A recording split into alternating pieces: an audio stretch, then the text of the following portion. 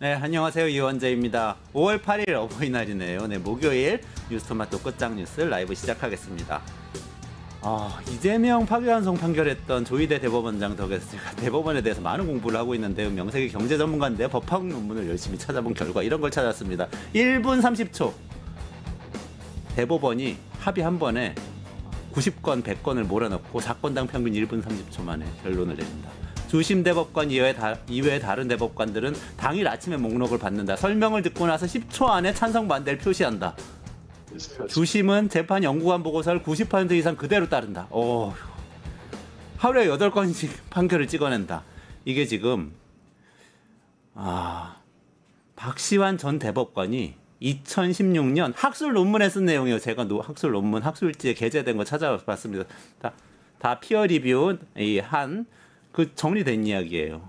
자, 대법원이 원칙적으로 법률심이고 상고된 사건의 법률 적용의 적절성만 판단하고 사실심리 금지되어 있는데 이번 파기환송 결정은 논란이 된 게 사실관계까지 판단하고 있잖아요. 근데 6만 쪽 기록 읽지 않고 증거 판단까지 하니까 비판받는 것인데 그것도 지금까지 이 재판만이 아니라 다른 모든 재판들이 이렇게 1분 30초 만에 착착착착 기록도 보지 않고 한 게 아니냐 이런 생각을 할 수밖에 없게 하는 그런 연구 결과가 있었습니다.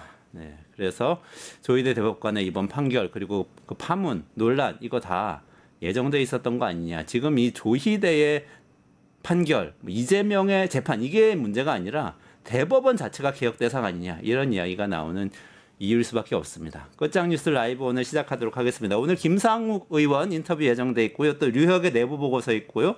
그리고 우리 신나는 정치 토크 시간 준비되어 있습니다. 먼저 김상욱 국회의원 전화로 연결해서 의원실 라이브 진행하도록 하겠습니다. 김상욱 의원님 나와 계세요? 네, 안녕하세요. 김상욱입니다. 네, 안녕하세요. 네. 오늘 하루도 다들 고생 많으셨습니다. 좋은 저녁 되셨으면 좋겠습니다. 네, 감사합니다. 아이고, 저희 뉴스토마토 끝내주는 경제에 이게 탄핵 의결 직후에 한번 전화로 모셨었는데 기억하실지 모르겠습니다. 기억납니다. 그때 너무나 인상적인 말씀을 많이 해주셨었는데 결국은 이 길로 오셨네요. 오늘 국민의힘 탈당 공식 선언하셨죠? 탈당계도 제출하셨습니까? 네, 탈당계도 제출했고 참 국민들께 송구한 마음입니다. 국민의힘을 정상적으로 잘 기능하도록 제가 역할하는 것이 또 제 도리인데 저대로 많은 노력을 했지만 좀 결국에는 제가 더 이상 할 수 없는 한계에 다다라서 안타깝지만 탈당을 결심할 수밖에 없었습니다. 네, 탈당 선언 송구한 마음입니다. 네, 탈당 선언하시면서 극우 보수, 수구 보수 아니고 참 민주 보수의 길을 걷겠다 이렇게 말씀하셨고 또 아까 그 뉴스토마토 출연하셨죠? 김창현의 창에 출연하셔서 이 자유와 포용 그리고 민주주의를 지키는 것이 보수의 길인데 국민의힘 거기서 너무 많이 벗어나서 탈당한다 이런 말씀 다 주신 것 같은데요. 그 다음의 행보는 어떻게 되십니까? 혹시 구상하고 있으신 게 있습니까? 그동안은 제가 국민의힘 소속 의원이기 때문에 국민의힘에 있으면서 다른 생각을 하는 것은 그건 도리가 아니라고 생각하고요. 그동안은 국민의힘이 국민들을 받드는 정당이 되도록 만드는 데 최선을 다하는 것이 제 도리였기 때문에 이 이후에 대해서는 제가 사실 이렇게 진중하게 미리 조율을 볼 수는 없었고요. 오늘 이제 탈당계를 내었기 때문에 이제 무소속이 됩니다. 그러면 제가 무소속으로 계속 있을 것인지 아니면 새로운 정치 세력을 도모할 것인지 또는 민주당이나 개혁신당 이런 조국 혁신당 이런 기존의 정당들이 있지 않습니까? 이 중에 어떤 것을 선택할지 이제 진중하게 고민을 해야 할 것이고 저에게 분명한 고민의 기준은 있습니다. 첫 번째 기준은 무조건 국민들께 도움되는 국민들을 위하는 실질적인 정치 행위를 할 수 있는 방향이어야 한다는 점이고요.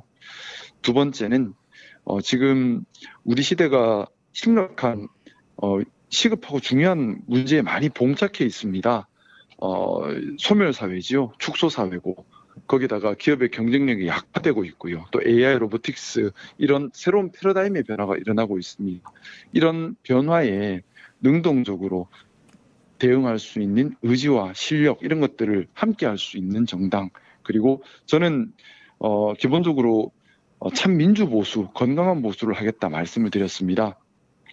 2025년의 보수는 1950년의 보수와는 분명 달라야 합니다. 네. 지금의 보수는 민주주의와 법치주의, 공정한 사회, 상식적인 사회, 합리적인 사회, 개방되고 포용되고 자유로운 사회, 이런 사회를 탄탄하게 만들어서 제도에 대한 신뢰, 대한민국을 정말 투명하고 믿을 수 있는 사회로 만드는 것이 지금 보수의 역할이어야 한다고 생각합니다. 이런 탄탄한 바탕이 되어야지만 시대 정신을 반영한 다양한 도전들을 진보에서 할 여지가 생기는 겁니다. 네. 지금 어떻게 보면 보수가 틀을 못 잡고 있기 때문에 진보도 다양한 혁신적 도전을 못 하고 있어요. 네. 서로가 같이 기대 있는 관계이기 때문에 그렇습니다. 좀 그래서 그런 역할을 할 수 있는 곳, 이런 몇 가지 기준점을 가지고 할 방향을 검토할 건데, 네. 우선은 저 혼자 결정하기보다는 정치라는 것이 같이 하는 거지 않습니까? 그렇죠. 네. 그래서 기회에 닿는 대로 네. 뭐 민주당의 이재명 후보님이나 아니면 뭐 조국 혁신당이나 또 개혁신당이나 이준석 후보도 제가 참 좋아하는 사람입니다. 네, 다 네. 한 분 한 분 만나서 국가의 방향성과 제가 할 수 있는 역할에 대한 고민을 많이 나누려고 합니다. 정말 많은 분들 만나고 말씀은 듣고 있는 걸로 저도 들었습니다. 지금 뉴욕 전 감찰관님이 여기 나와 계신데요, 스튜디오에. 아이고, 제가 너무 좋아하는 선배님이십니다. 뵌 적 있으시죠? 그러니까 예, 제가 이번 건에 대해서도 아마 상의도 하셨던 맞습니다. 것 같고. 네. 제가 좀 아직 모자란 점이 참 많습니다. 그래서 제가 뵙고 배워야겠다 생각되는 분들은 찾아뵙고 말씀을 많이 들으려고 하고 있습니다. 그래서 뉴욕 감찰관님도 제 선배님이시라서 찾아뵙고 좀 지혜를 요청을 했고요. 그리고 또 뭐 조갑재, 정규재, 김진 이런 보수의 논객분들도 이미 찾아뵌 분들도 계시고, 또 뭐 김종인 비대위원장님도 뵙고, 뿐만 아니라 이제 무소속이 되었으니 뭐 제가 만나 뵙고 싶은 분들이 참 많아요. 말씀을 많이 듣고 싶습니다. 정세균 선배님 찾아뵙고 말씀을 듣고 싶고, 여러 대한민국의 민주주의와 미래에 대해서 고민하시는 분들을 많이 찾아뵙고 많은 말씀 듣고 많이 공부해서 신중하게 제가 움직이려고 합니다. 왜냐하면 제가 하는 말과 행동이 또 저를 믿어주시는 지지자분들께서 또 정치적 행동을 하실 때 중요한 참고 자료가 되지 않겠습니까? 네, 그렇죠. 그래서 책임감을 가지고 더 신중하게 더 많이 배우고 더 깊이 생각하겠습니다. 조갑재, 정교재 이 선생님들도 만나셨군요. 혹시 뵙고 많이 배움을 얻었습니다. 아까 그 이준석 의원도 좋아한다고 하셨는데 아마 뭐 연배도 비슷하신 측면도 있고 그런 것 같은데 민주당에서도 좀 좋아하는 의원들이 있으세요? 뭐 개인적으로 교류하는 분들은 여러 계시고요. 분들 많이 있잖아요. 저는 기본적으로 좀 그렇게 생각합니다. 우리가 불교에서는 상이라고 하지 않습니까? 어떤 틀에 가려져서 본질을 못 보는 그런 어리석음을 보면서는 안 된다고 생각합니다. 진영 논리가 어떻게 보면 본질을 못 보게 막아버리는 틀입니다. 우리 진영, 상대 진영으로 갈라버리는 순간에 진짜 하고 싶은 말과 방향을 잃어버리게 되거든요. 그래서 저는 이런 진영의 틀 또는 진영의 프레임, 불교 용어로 말하면 상, 이런 것들 걷어내고 있는 그대로의 본질을 보고 싶습니다. 그래서 저는 뭐 정치하기 전에도 그랬고 정치를 한 후에도 당을 가리지 않고 진영을 가리지 않고 다양한 분들을 많이 만나려고 애를 많이 썼고요. 그래서 민주당 의원님들과도 여러분 친하게 지내면서 많은 말씀을 듣고 있습니다. 최근에 이건하고 관련해서 많이 또 상의하신 배우고 분 있죠. 계세요? 이건과 관련해 상의를 좀 뭐 제가 탈당 문제는 근데 뭐 함부로 상의할 수 있는 부분이 아니고 제가 신중하게 스스로 되돌아봐야 될 부분, 또 국민들께 제가 송구함을 가지고 겸손하게 접근해야 될 부분이라 생각했기 때문에 탈당을 같이 논의한 건 아니고요. 이제 현안이나 국가의 방향성에 대한 논의는 이제 여러 의원님들 당이 다르다 하더라도 많이 논의를 했었습니다. 근데 아까 그 김상호 의원님께서 보수에 대해서 정의해 주신 거는 제가 김창현의 창에서도 굉장히 오랜 시간 동안 잘 들었는데요. 제가 계속 반복해서 얘기를 하고 있습니다. 왜냐하면 우리나라의 보수의 기준에 대해서 너무 왜곡되어 있는 것 같아서 기회 닿는 대로 한 번이라도 더 얘기하려고 반복해서 얘기를 많이 하고 있습니다. 의원님, 근데 그 기준을 제가 들어봤을 때는 제 기준에는 민주당이 보수거든요. 만약에 그 기준을 적용한다고 하면 특히 이제 계엄 이후에 나왔던 이야기들, 특히 이제 정책적으로도 이재명 대표가 계속해서 뭐 중도 보수까지 포괄해야 한다고 하고, 사실은 또 민주당도 이 뭐 말하자면 이 진보 진영 내에서는 진보 정당들은 민주당이 이게 진보적인 정책이 없는 정당이다, 사실 잡탕이다, 이렇게 비판을 많이 하기도 하고 사실 중도에 가까워요. 그래서 말씀하신 보수의 카테고리 안에 그 네네. 정의에는 민주당도 들어가는 거죠, 현재 민주당은. 네, 뭐 제가 보기에도 12월 3일 이후 모습을 기준으로 볼 때에는 어떻게 보면 민주주의, 법치주의, 공정, 합리, 개방, 포용, 자유로운 사회를 지향하면서 정책을 얘기했던 것은 국민의힘보다는 민주당이 더 가깝지요. 네네. 근데 사실 참 안타까워요. 어떻게 보면 대한민국 사회에 국민의힘이 보수 정당으로서 제대로 역할을 못하다 보니 도리어 진보의 영역이 사라져 버렸습니다. 지금 제가 가장 안타깝게 생각하는 것이 사회 이제 역사가 진보하고 발전하려면 사회의 혁신성이 훼손돼서는 절대 안 됩니다. 그게 진보의 영역이거든요.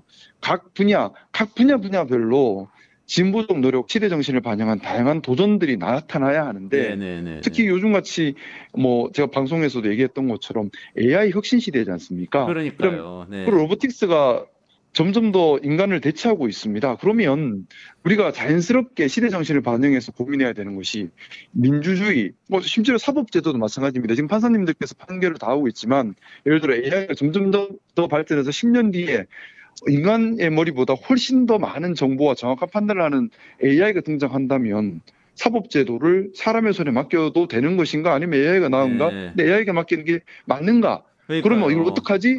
이런 것들이 진보의 논의여야 돼요. 그렇죠. 민주주의에 대한 것도 네. 지금은 우리가 민주주의를 종교처럼 신봉하지만 AI가 더 발달하면 포스트 민주주의에 대한 논의가 필요할 수도 있습니다. 그렇죠. 네. 또 우리가 노동에 대한 가치도 마찬가지입니다. 인간을 완벽히 대체하는 로봇들이 다니기 시작한다면 그러면 우리가 노동의 소멸 현상이 생길 거거든요. 네. 그러면 우리가 생각하는 노동의 가치를 어떻게 재정의하고 어떻게 구성할 것인가를 또 생각을 해야 돼요. 자, 네. 이런 진보적 논의들이 사회에서 사라져 버렸습니다. 네. 이거 먼저 해야 되거든요. 네. 이 진보적 논의가 늦어지면 또 역사에서 우리가 밀리는 겁니다. 그러면 그래서 의원님, 제가 보기에는 제가 시간이 짧아가지고 마지막 죄송합니다. 질문 드려야 될 것 같은데요. 네네. 그 말씀은 근데 네. 의원님 보수주의자로서 역할을 하실 거잖아요. 그러려면 저는 제가 볼 제 때 능력이 부족해서 그렇습니다. 그러니까 제가 볼 때는 지금 우리 사회에서는 민주당이 보수고 의원님 정에 따르면 오히려 개혁신당이나 아니면 진보당이나 정의당이나 녹색당이나 이런 데들이 굉장히 혁신적인 아주 새로운 아이디어들을 얘기하고 있는 거고, 민주당은 사실은 국민의힘이 이렇게 된 마당에는 우리나라를 중심을 잡고 지켜가야 되는, 어떻게 보면 주류의 책임을 맡게 된, 원했는지 아닌지 모르지만 이런 상황이거든요. 그럼 의원님 저도 그렇게 보고 있습니다. 이제 사실 민주당에 참여하시는 게 순리처럼 느껴지는데 제가 느낌이 틀린 건가요? 뭐 틀린 말씀은 아니에요. 저는 지금 선입견이나 그런 걸 없이 제로베이스에서 저 자신도 있는 그대로 보려고 하고요. 또 정당들의 모든 모습도 있는 그대로 보려고 합니다. 그래서 제가 정말 필요한, 국민들을 위해서 필요한 역할이 있다면 그걸 하려고 하는 것이고, 민주당에 대해서도 그래서 제가 거부감을 가지거나 그런 건 아닙니다. 네. 다만 조금 우려하는 부분은 있습니다. 뭐냐 하면 권력이란 것은 너무 집중되면 안 되거든요. 네. 근데 민주당으로 너무 많은 권력들이 집중되는 현상이 벌어지진 않을까. 그러면 외부에 충분한 견제 기능이 없다면 민주당 내부에서라도 견제 기능이 작동을 해야 할 텐데 그걸 하고 있는가. 뭐 그런 부분에 대해서는 제가 아직 충분히 알지 못하기 때문에 그런 부분들도 얘기를 나누고 싶고요. 사실 지금 이제 오늘 제가 탈당을 이제 결심을 했습니다. 좀 신중하게 정말 많은 분들의 말씀을 듣고 국가의 방향성과 국민들을 위한 정치가 어떤 모습이어야 되는가 한 번 더 가다듬는 시간을 가지고 그걸 기준으로 앞으로 정치 행보를 정하고 싶습니다. 네, 알겠습니다. 김상우 의원님, 지금 이 시간에도 지금 뉴스토마토 화면으로는 한덕수 후보와 그리고 김문수 후보가 단일화 협상을 하고 있는 장면이 실시간으로 나가고 있는데요. 또 이 모습이 참 국민들에게 어떻게 비춰질까 참 걱정이 됩니다. 김상우 의원님이 좀 보수를 새롭게 좀 살려주시면 좋겠는데요. 지금 보수를 새롭게 살린다고 하는 것이, 저는 지금까지는 사실은 국민의힘에서 보수를 새롭게 하려고 애를 써왔는데 오늘 탈당하면서 그 가능성이 저 주관적으로 판단하기로는 더 이상은 불가하다라는 판단을 내렸기 때문에 탈당을 했습니다. 네. 이제 저는 그래서 그 틀을 넘어서서 정치 전체의 틀로서 어떻게 대한민국이라는 사회의 건강성과 안정성, 투명성, 신뢰성을 지킬 수 있을 것인가를 이제 고민을 하고 싶습니다. 많이 가르쳐 주십시오. 배우겠습니다. 네, 앞으로 뭐 장도에 나서신 것 같은데 행운과 또 이제 용기를 좀 부탁드립니다. 네, 고맙습니다. 감사합니다. 네, 고맙습니다. 네. 지금 계속 속보가 나오고 있는데요. 두 분의 협상에서 한덕수 후보는 단일화가 본인으로 되면은 국민의힘 입당하겠다. 뭐 이렇게 이야기를 전하고 있는 모양입니다. 계속해서 속보 전해드리도록 하겠습니다. 바로 이어서 류혁의 내부 보고서 시작하도록 하겠습니다.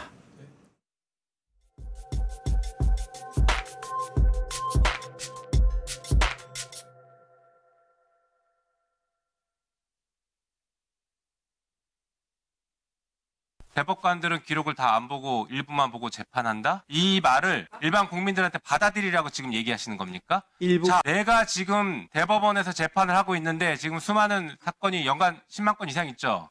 4만 건 이상. 4만 건 이상. 접수되는 사건이. 예. 그 많은 사건에 지금 재판이 걸려있는 원피고 하면 8만이 될 수도 있고 공동피고인 하면 10만이 될 수도 있겠죠. 이런 사람들이 지금 대법원에서 재판을 받고 있는데 대법관들이 내 사건 기록을 안 본다. 이거 얼마나 충격적입니까? 그런데 대법원이 하는 판결을 믿어라. 게다가 대한민국 최고법원이고 모든 재판부를 모든 법원을 기속하는 판결을 하니까 기록은 안 봤지만 내가 한 판결은 믿어라. 내가 한 판결은 따라라.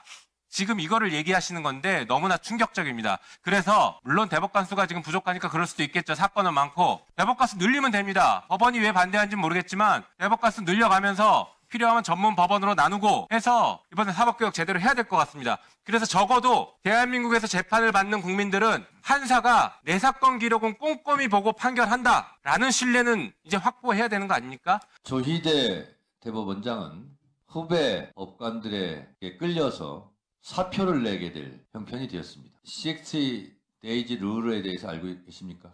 선거 60일 전부터 후보자에 대한 수사나 기소, 소환, 압수수색 그리고 그에 관한 일체의 공개를 삼간다. 이것이 미국 법무부의 내부 지침. 네, 류혁 전 법무부 감찰관님 모시겠습니다. 네. 안녕하세요. 어서 오세요. 네네. 지금 영상 보니까 네네. 제가 아까 그 박시환 전 대법관 그 논문도 소개를 해드렸는데 네. 대법원에서 이렇게 1분 30초에 하나씩 아니면 뭐 이렇게 막 쫓기듯이 판결을 부실하게 하나? 기록도 안 보나? 이런 생각이 계속 드는 거예요. 방금 의원들도 지적을 했는데요. 그렇습니다. 뭐 계속 저런 지적은 계속돼 왔고요. 네. 그 미국 연방대법원처럼 그 막강한 권한을 행사하면서 그러면서 또 모든 기록을 다 뭐 제대로 보지도 못하는 이 소수 정예제를 유지하다 보니까 그런 현상이 벌어질 수밖에 없는 것 같습니다. 독일의 경우에는 대법관이 상당히 많거든요. 몇 명이나 됩니까? 뭐 100명 이상 뭐 이렇게 됩니다. 그래요? 예, 독일 연방대법원은 그 대법관 숫자가 상당히 많습니다. 아니 사실 우리는 대법관들이 이렇게 이번에 쭉 앉아가지고 네네. 재판하는 전원합의체 판결을 사실 국민들이 처음 본 분이 대부분이지 않습니까? 행정교를 보면서 저렇게 약간 왕족처럼 다 앉아가지고 10명 정도가 다 통치하는 이런 모습을 보여주는 게 대법원인가 보다 이렇게 생각하는데 다른 나라는 안 그렇게도 그렇습니다. 뭐 미국 연방대법원과 같은 막강한 그 권위라던가 이런 걸 누리고 싶어 하면서도 소수 정예제를 유지하고 있는 게 지금 현재 대법원의 문제점이라고 계속 지적돼 왔고요. 독일 연방대법원처럼 개혁하자는 얘기는 예전부터 계속 있어왔던 주제 중에 하나입니다. 네. 그렇군요. 잘 개혁이 됐으면 좋겠습니다. 근데 어쨌든 그나저나 유력 전 감찰관님께서 전망해 주신 내용이 많이 맞는 것 같다는 느낌이 들어요. 마음이 오늘 아주 편하게 전망하실 때는 많은 분들이 그 무슨 얘기냐 하는 댓글 좀 많이 들어오고 그러는데 저도 뭐 친구들한테 그런 얘기를 지난번에 5월 5일 날 방송하고 가면서 이거 연기는 받아줘야 된다. 여러 가지 객관적인 상황이나 혹은 지금 후보로서의 입장을 놓고 볼 때 당연히 받아줄 것이라고 생각한다. 기일 연기 말씀하시는 거죠? 기일 연기 이렇게 했는데 재판부에서 당연히 40분 만에 아주 뭐 미리 기다렸다는 듯이 뭐 받아줘가지고요. 제 예상이 틀리지 않았던 것 같습니다. 다행입니다. 네네. 이재명 민주당 대선 후보의 선거법 위반 파기환송심 이거 기일 연기됐고 대장동 재판 기일도 대선 이후로 다 대선 이후로 이렇게 연기가 된 상황이죠. 합리적이고 지금 현재 상황에서는 뭐 당연히 불가피한 결정이 아닌가 싶습니다. 네. 그러니까 그러면은 이례적으로 너무 빨리 파기환송심 결정을 했던 대법원이 조금 애매한 상황이 된 거죠. 뭐 그냥 속된 말로 좀 머쓱해졌다고도 볼 수가 있고요. 대법원이 사실은 본인들이 뭐 어떤 의도를 가졌다고는 인정하지 않겠지만 어떤 의도를 가졌다. 뭐 만약에 그런 의도가 있었더라도 그런 의도는 좌절됐다. 완전히 무산됐다. 이렇게 보셔도 될 것 같습니다. 속보가 계속 들어오는데 그 김문수 한덕수 회담에서 김문수 후보 측에서는 단일화 안 한다고 한 적 없다 하겠다. 그러니까 한덕수 후보는 당장 오늘 내일 결정해야 된다. 뭐 이렇게 얘기했는데 김문수 후보는 이미 오늘 아침에 다음 주에 결정하자. 후보 등록이 지금 그렇게 얘기한 상태죠. 좀 이어가겠습니다. 네네네. 그러니까 지금 그러니까 이번 기일 변경이 근데 고법 형사 7부 재판부인데요. 이재명 후보 측이 변경 신청서를 낸 다음에 바로 그러니까 한 40분 만인가? 3-40분 만에 변경을 해줬단 말이죠. 예. 네. 저희도 이례적인 거죠. 저희도 그 재판부 구성이나 이런 걸 가지고 저 며칠 전에 저희 법조인들끼리 모임을 했었는데 그 재판부 구성에 대해서도 좀 얘기가 나왔었습니다. 근데 주심 그 판사님 같은 경우에는 뭐 말씀드리긴 좀 그렇지만 뭐 어쨌든 그 뭐 어떤 재벌가의 뭐 며느리 분이라고 하시고 그다음에 뭐 롯데가라는 소문이 있는데요. 이 세 분 모두 다 이제 다행히 그 자리에 있었던 그 법조인들이 뭐 같은 연수원 동기들도 있고 뭐 이래가지고 얘기가 나왔는데 다들 무난하신 분들이라 그러고 그리고 뭐 이런저런 여론이라던가 이런 거 신경 안 쓰고 그냥 오로지 법리라던가 이런 거에 따라서 판단하시는 분들이라고 합니다. 집안이 같은 거 안 보고. 경제적으로 안정돼 있기 때문에 오히려 그렇지 않고는 말씀드릴 수 없는데 마침 그 자리에 그 두 사람에 대한 연수원 동기 한 사람하고 같이 근무했던 이런 분이 있어가지고 얘기가 나왔는데 다들 뭐 평이 괜찮았고요. 그리고 뭐 그런 거 신경 안 쓰고 합리적으로 판단할 거다. 걱정 안 해도 된다. 제가 아마 그 말을 듣고 5월 5일 날 그렇게 강하게 얘기를 했는지 모르겠습니다. 그러셨군요. 예. 아니 근데 처음에 파기환송심 대법에서 나왔을 때는 유혁 검찰관님도 엄청 걱정하셨어요. 그거는 이제 대법원이 사실은 좀 아주 이례적인 결정이고 사실은 결정을 안 하니만 못한 그런 결과를 초래했지 않습니까? 네네. 법원 전체에 대한 신뢰라는 측면에서도 그렇고 그리고 또 뭔가 이 법원이 이런 그 선거 판세에 개입하려고 하는 거 아닌가? 그리고 그때 박영식 앵커님 말씀하셨지만 앞으로는 법원의 행동 하나하나가 소송 지휘 하나하나가 소송 절차 진행 하나하나가 모두 다 문제가 될 것이고 정치적인 공격의 소재로 이용될 거다 이렇게 걱정을 했는데 다행히 이번에 결론이 내려져가지고 연기가 됨으로써 그런 거는 문제가 없어진 것 같습니다. 그러면 지금은 일단은 기일은 다 연기가 됐기 때문에 대선 전 판결은 이제 불가능해졌고요. 그죠? 그리고 근데 이제 남은 문제가 대통령에 당선된 다음에 이게 재판이 계속되는 거냐. 이 문제가 있지 않습니까? 예를 들어 6월 3일에 당선돼서 취임했는데 6월 18일에 또 기일 열리면 또 대통령이 나가야 되고 이렇게 되는 거냐? 그 점에 대해서는 제가 한 2차례 이상 말씀드렸던 것 같은데 첫 번째로 일본 연기 결정으로 최소한 대선 전까지 법률 리스크는 깨끗이 정리됐지 않습니까? 근데 그 이후에 저 개인적으로는 사실 이번 입법과 무관하게 뭐 전체적인 헌법의 그 84조 규정의 취지라든가 이런 걸 놓고 보면 대통령이 직무 수행을 방해할 수 있는 내란 외환죄를 제외하고 윤석열 씨 경우처럼 내란 외환죄를 제외하고는 어떤 경우든 그런 거 없도록 깔끔하게 정리를 해주라는 것이 84조의 취지라고 보아서 제가 보기엔 재판 진행은 적절치 않은 것 같습니다. 그건 분명히 말씀드릴 수 있을 것 같습니다. 재판 진행은 적절치 않다. 그거는 뭐 지금 꼭 이렇게 그 사법 절차를 밟고 있었던 이재명 후보뿐만 아니라 사실은 그 누구라 하더라도 반드시 그렇게 해석돼야 될 것 같습니다. 지금 그러면은 이재명 후보의 재판하고 관련해서는 많은 것들이 싹 정리가 된 것 같아요. 말씀하신 대로라면 형사소송법 개정이 되지 않더라도 이거는 재판이 중단이 될 것이다 이렇게 좀 합리적으로 추론해 볼 수 있는데 이것 말고 이번에 대법원의 결정에 대해서 그래도 끝까지 책임을 물어야 된다. 좀 더 나가서 아까 말씀하셨던 여러 가지 대법원이 너무 많은 권한을 누리면서도 대법관 수는 적어서 부실한 판결을 하게 되는 기록도 읽지 못하게 되는 이거는 바꿔야 된다는 여론이 또 비등해졌단 말이죠. 이건 어떻게 보십니까? 저는 뭐 대법관 증원이라는 문제에 있어서는 뭐 예전부터 뭐 충분히 가능한. 왜냐하면은 지금 현재 재판이 너무 지연되고 있거든요. 지금 이재명 후보에 대한 재판은 신속하게 진행이 됐지만 다른 사건 같은 경우에는 지금 일반 불구속 형사 사건 항소심 같은 경우는 2년 만에 기일이 잡히는 경우도 있다 합니다. 그럴 정도로 재판 지연이 심각한 문제이기 때문에 법관 증원이라든가 재판부 업무 분담 전반적인 차원에서 국민들이 체감할 수 있는 서비스의 향상이 느껴질 수 있도록 그런 점은 개선을 해야 된다고 보고요. 개선을 해야 된다. 그리고 정치적 영역에서 책임을 묻는 것은 뭐 당연히 정당인들께서 하실 문제지만 뭐 법률적인 측면에 있어서도 뭐 구성원의 믿음이라든가 국민들의 신뢰라든가 이런 걸 고려해서라도 뭔가 조치는 필요하지 않을까 이런 생각이 듭니다. 조희대 대법원장 이번 일에 책임지고 사퇴해야 된다 이런 여론도 있습니다. 판사들도 뭐 게시판에 막 올리고 있는데 어떻게 보세요? 오늘 뭐 아마 법관 대표회의 결과 소집 여부가 결정이 되는 것 같은데 사실은 뭐 이 사태를 떠나가지고 대법원장이 이번 전원합의체 판결을 좀 신속하게 진행하겠다는 그 결정으로 인해 가지고 법원 조직에도 부담이 됐죠. 그리고 조직 구성원들 상당수로부터 좀 앞으로 이 사태가 좀 심각해질 수도 있는데 법원 조직을 좀 제대로 이끌어 나갈 수 있을까 이런 구성원들의 믿음이 좀 떨어진 상태 아니겠습니까? 어쨌든 일단 이 법원이라는 조직은 좀 어떻게 보면 좀 최대한 나중에 뭐 어떻게 보면 보호해줘야 될 조직입니다. 제가 법원과 견해를 달리한 경우도 무지하게 많습니다. 제가 이제 업무를 수행하면서 그럼에도 불구하고 그 법원에 대해서는 좀 어떤 조치를 취할 때 신중해야 될 필요성이 있기 때문에 분명히 책임은 묻고 이번에 대해서 비판은 하되 일단 법원 조직 내에서 그 법관 대표의 결과 한번 지켜볼 필요도 있어 보입니다. 저는 신중론자입니다. 죄송합니다. 알겠습니다. 유혁 전 법무부 감찰관님하고 말씀 나눴습니다. 잠깐 광고 보시고 그 뒤에 껍데기는 가라 신나는 정치 토크 박영식 에디터 등등 모시고 이어가도록 하겠습니다. 감사합니다. 네.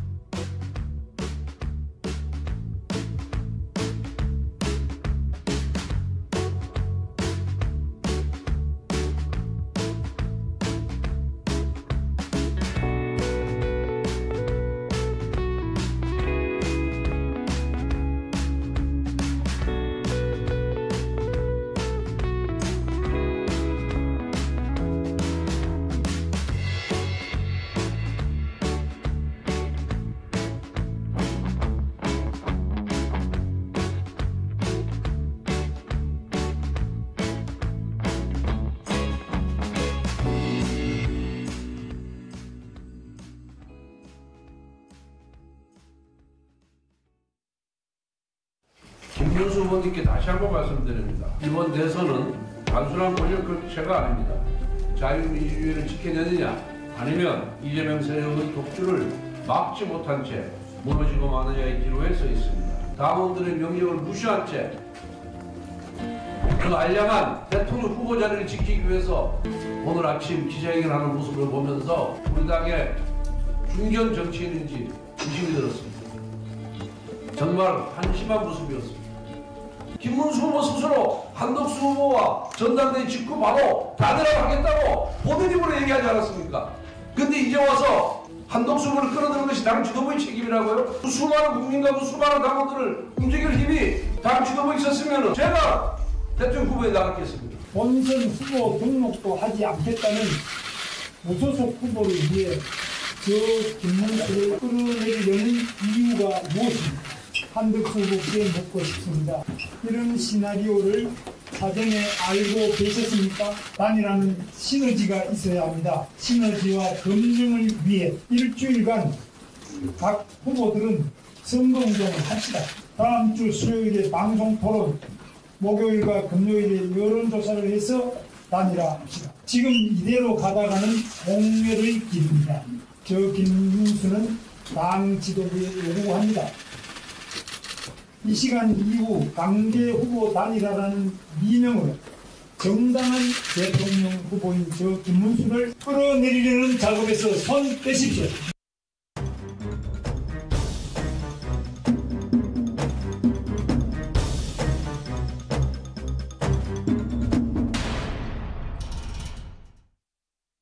네, 안녕하세요. 이원재입니다. 알맹이만 조목조목 짚어주는 정치 토크. 껍데기는 가라. 시작하겠습니다. 박영식 시사 에디터, 김상일 정치평론가, 이승원 시사평론가 나오셨습니다. 어서 오세요. 안녕하세요. 안녕하세요.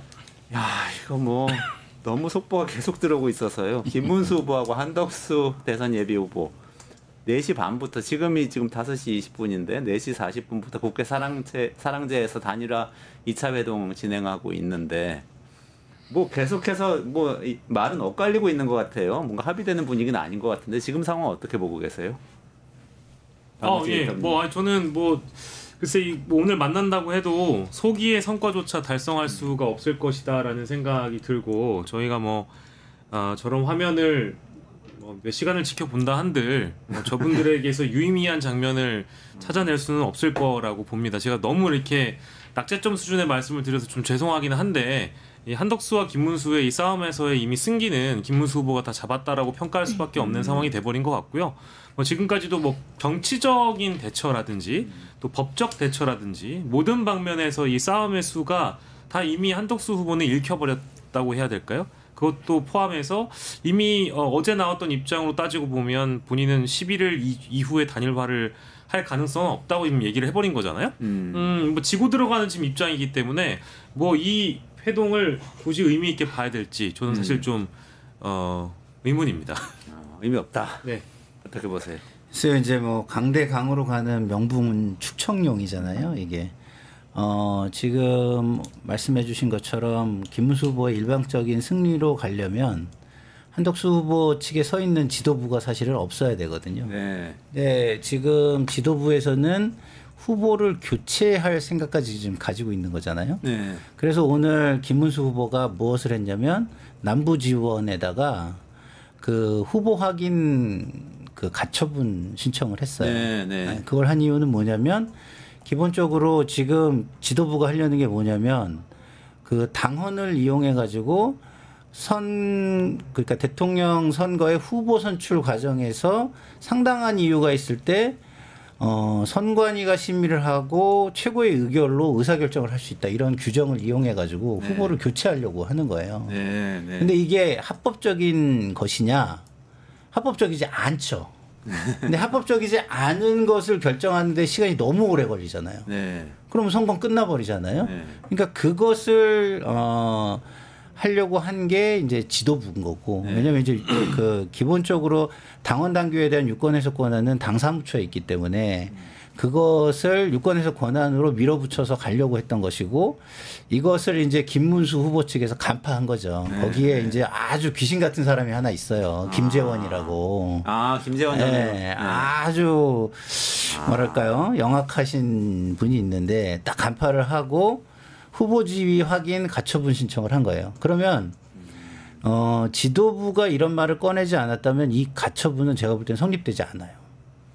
왜냐하면 가처분 신청에 실익이 없잖아요. 네. 이미 후보가 경선을 통해서 확정이 돼 있는데 가처분을 법원에서 판단할 실익이 없잖아요. 네. 근데 지도부가 이 당원 당규에서 그 후보를 교체할 수 있다는 말이 나왔기 때문에 이걸 근거로 가처분 신청을 한 거예요. 그러면은 실익이 발생하죠. 네. 네?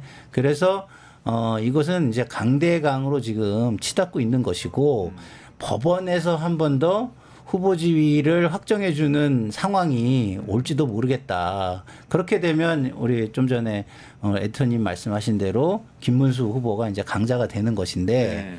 모르죠. 이제 또 법원이 정당의 일에 사법절제, 사법자제를 통해 해야 되기 때문에 네. 판단을 하지 않거나 미루겠다라고 하면 또 얘기가 이상하게 흘러가는 거죠. 예, 아주 재밌게 흘러가는 거죠. 예, 그래서 지금 국민의힘의 모습은 정말 뭐 제도의 정당성, 뭐 민주적 정당성 이런 것들이 전혀 없이 그냥 힘으로 자신들의 의사를 관철하려고 하는 모습만 존재한다 이런 생각이 듭니다.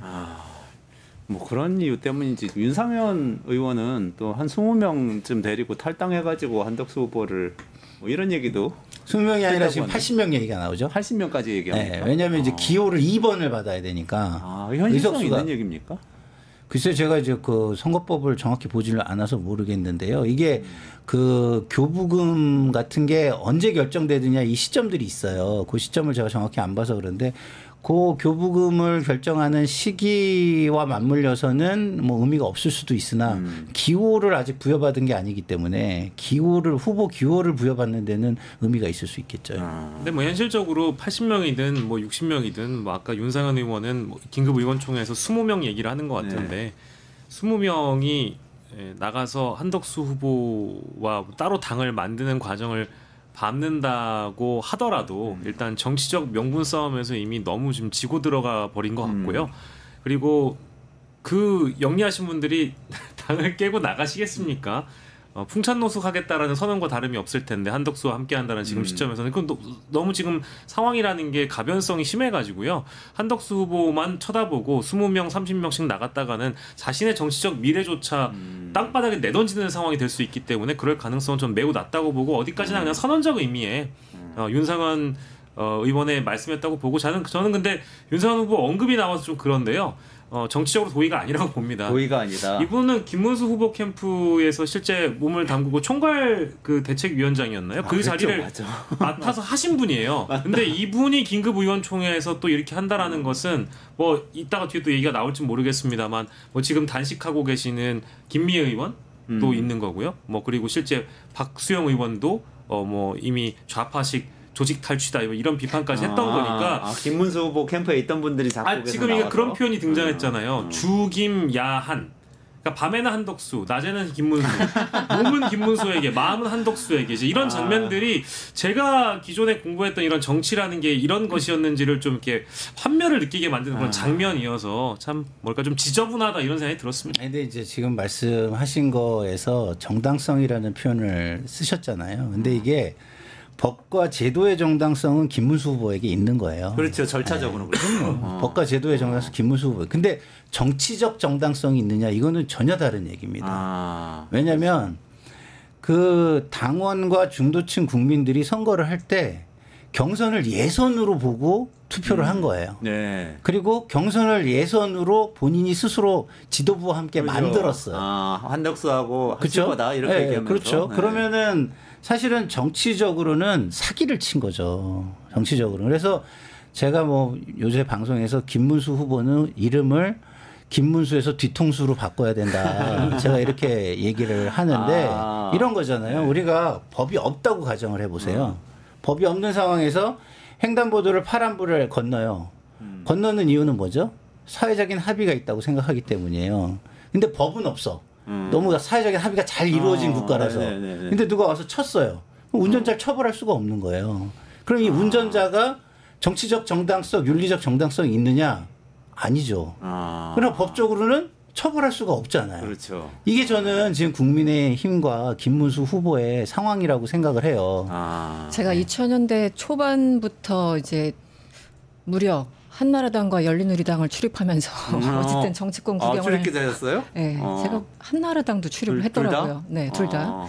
그래서 뭐 열린우리당 참 오래된 그 화석 같은 이름이지만 어쨌든 그때부터 지금까지 한 20여 년 지났죠. 그래서 20년 동안 정치권을 구경한 사람으로서 이런 대선, 이런 경선은 없는 것 같아요. 그러니까 최소한 아무리 서로 뒤통수 치는 게 뭐 정치권 여의도 문법이라고 하더라도 최소한 단 하나라도의 명분은 가지고 있는 척이라도 하면서 싸웠잖아요. 거의 이건 뭐 개싸움이죠. 지금 사실 보면 명분도 없고 실리도 없고. 그리고 국힘 지도부가 지금 김문수 후보가 사실은 국힘과 후보는 한 몸이 돼야 되는데 서로 사기극이라고 얘기하고 있잖아요. 서로 사기극이라고 그 손가락질을 문 뒤에서는 할 수 있지만 국민들 앞에서 저렇게 막 목청을 높여가면서 얘기하고 있다라는 게 참 보면서도 믿기지가 않고 혹시 제가 진짜 궁금한데 이분들 공약이 뭡니까?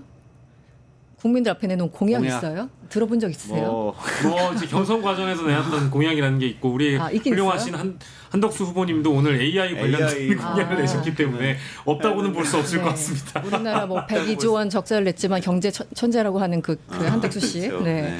그러니까 이런 명분도 없고 실리도 없는 이 사실상 방송용은 알지만 하여튼 개싸움과 공약도 없는 선거는 저는 진짜 처음이라고 보고요.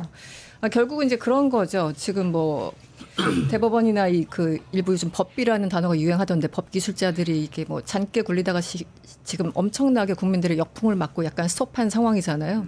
전 그 국힘 내부에서도 자기들 몇몇이 머리 쓰다가 스스로 발에 걸려 넘어졌다. 그리고 김문수 후보를 너무 만만하게 봤다. 저는 그렇게 좀 정리를 하고 싶습니다. 지금 장면을 표현하자면. 네. 제가 그러면은 관점을 한번 바꿔가지고 질문을 드려볼게요. 이게 다 많이 했던 얘기라 박지원 의원이 민주당에 재미있는 얘기를 하나 했는데 저 둘이 싸우는데 김문수는 전광훈이고 한덕수는 윤건이다. 다시 말해서 윤석열 플러스 김건희다.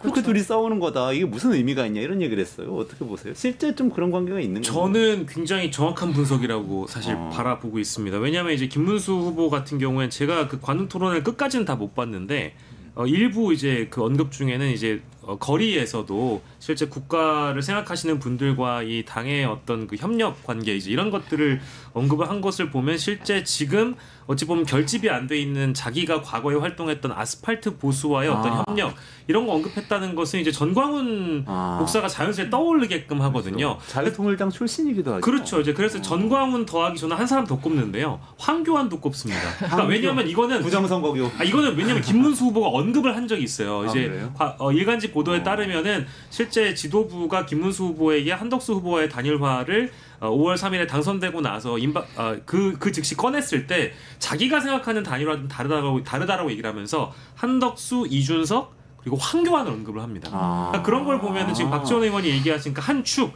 김문수는 전광훈과 함께라고 봐야 된다라는 게 여기에 더해서 아스팔트 보수의 또 한 축인 황교안을 넣어야 된다고 저는 생각하고요. 그리고 또 하나는 한덕수, 윤석열, 김건희, 권성동, 권영세 즉 당권파와 친윤을 지금 현 지도부라고 부르는 사람들이 하나의 그룹을 형성하고 있기 때문에 세력 대 세력으로 본다라고 하면은 그 대결이 맞겠죠.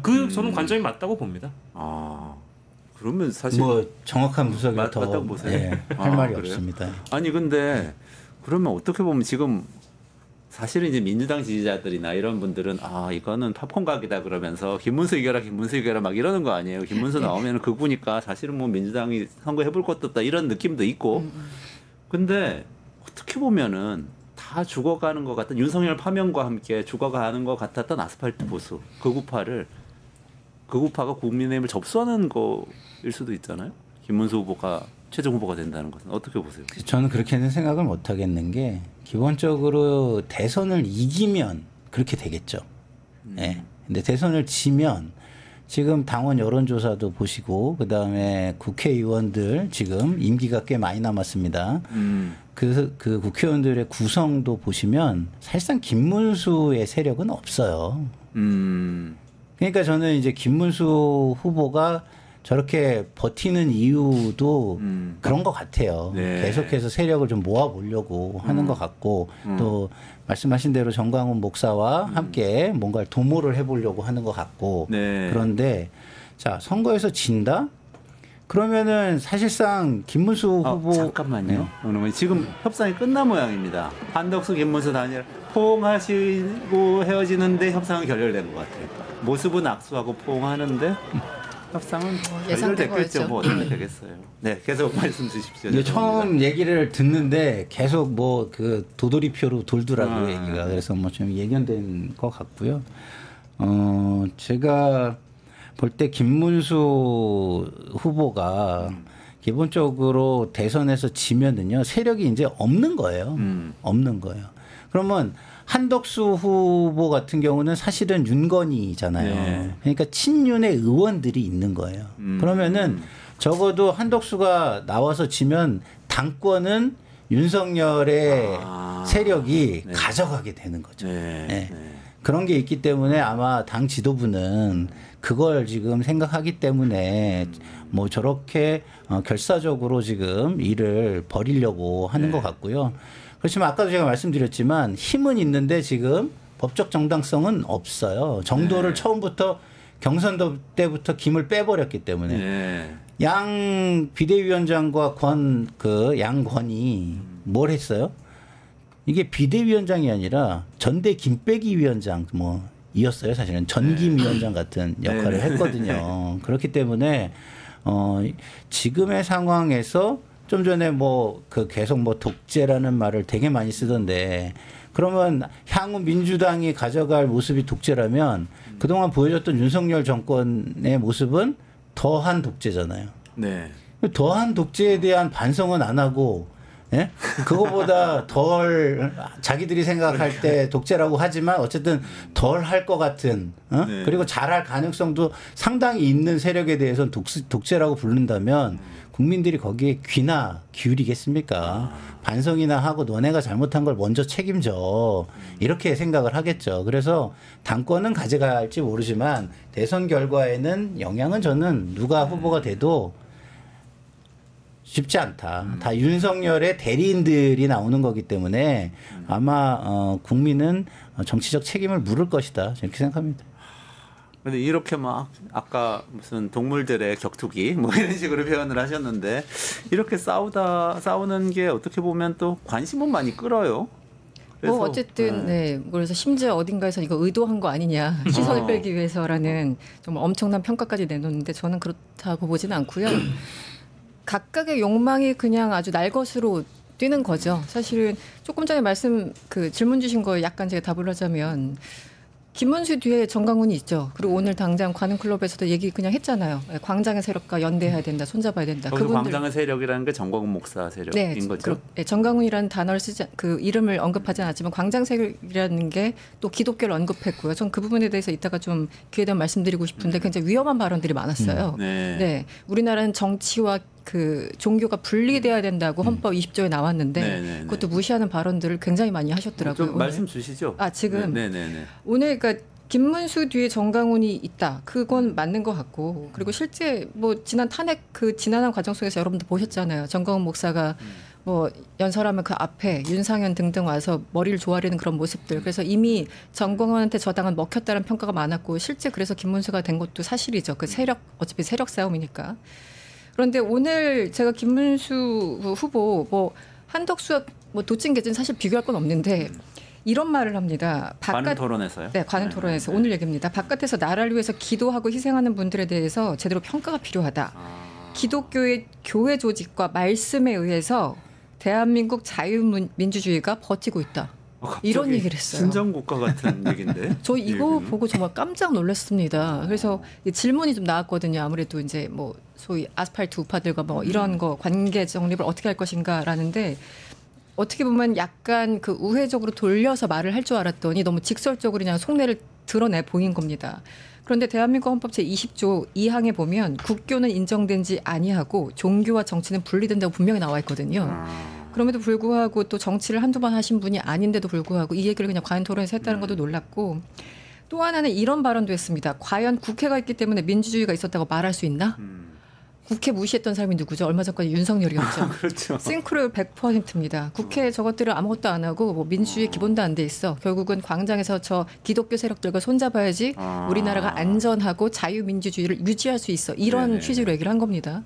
그러니까 이런 위험한 발언을 하는 분을 지금 이렇게 응원하시는 분들 계신데 어쨌든 뭐 양쪽 다 참 위험하고 뒤에 뭐 그 윤건희가 있던 뭐 정강훈이 있던 양쪽 다 위험한 건 마찬가지고 어쨌든 이런 상황을 우리나라 국민들이 매일매일 시시각각 보고 있어야 된다는 것 자체가 굉장히 블랙 코미디라고 저는 생각을 합니다. 블랙 코미디다. 참담하다. 위험할 참담하죠. 수도 있다. 이런 얘기. 일정으로 보면 지금 11일까지 후보 등록이 되고 12일부터는 본선 선거운동 하는 거죠. 그러니까 11일 이전에 후보 등록을 못하면 한덕수 후보는 무소속이 되고 김문수 후보는 국민의힘 후보가 되고 이렇게 되는 코스로 지금 가고 있는 거죠. 결국 한덕수 후보는 11일 이후에는 후보로 등록할 마음이 없다. 또 이 후보로 등록하는 것이 당원들에 대한 예의라는 얘기를 오늘 이 한덕수 후보가 이런 얘기를 또 했다고 하네요. 저는 그러니까 이제 이 두 분의 하시는 말이 각자가 하고 싶은 말씀 하는 거니까 뭐 그런 자리일 거라고는 예상은 했는데 각기 가고자 하는 방향이 너무 다른 거잖아요. 뭐 물론 이제 국민을 위해서 혹은 또 이재명 후보를 무찌르기 위해서 둘이 힘을 합쳐야 된다라는 그 외피적인 부분은 같게 들릴 수는 있겠지만 결국에는 마음이 좀 다 콩밭에 가 있기 때문에 이런 뭐랄까 엇갈리는 발언들이 나온다라고 보고 이 김문수 후보가 결국에는 11일까지만 버티면 된다라는 생각을 하고 있는 것 같아요. 뭐 지금도 그런 모습이니까 결국 저 멘트였습니다. 무소속으로 등록하지 않겠다는 게 당원에 대한 예의라고 이야기한 게 한덕수 후보가 한덕수 후보가 본인이 무소속으로 등록한 그러니까 참 본인은 국민의힘 후보가 될 거라는 전제를 얘기를 하는 거죠. 그걸 지금 벌써부터 생각을 하고 있는 거죠. 근데 이제 그거에 대한 진정성을 또 김문수 후보는 공격을 하고 있는 거고 그러니까 서로가 다 각기 다른 방향으로 가시고 있는 것 같은데 이거는 뭐 시간이 얼마 남지 않은 문제여가지고요. 오늘이 8일이다 보니까 한 사흘 안에 결정이 될 거고 법적으로는 아까 그 후보 자격, 대통령 후보 자격에 대한 인정 그리고 뭐 이 김문수 후보뿐만 아니라 원외 당협위원장들이 넣었던 이 가처분 신청까지 결과가 나오면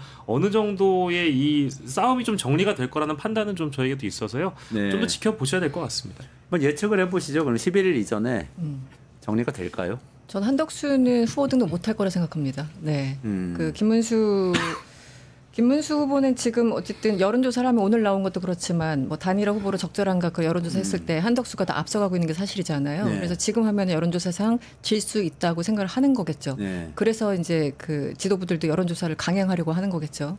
근데 김문수 후보 같은 경우는 사실 법적이나 여러 가지 정책 정당성은 있는 거잖아요. 경선 과정을 지나서 뽑혔기 때문에. 그래서 시간은 자신의 편이다. 그리고 길게 이제 시간을 끌면 자신한테 그러니까 표가 좀 올 것이다라고 생각을 하는 것이고, 한덕수 후보 아까 저 얘기 뭐 무소속으로 등록하는 거 예의가, 전 예의라고 거창하게 얘기했지만 돈 쓰기 싫다는 얘기입니다. 예.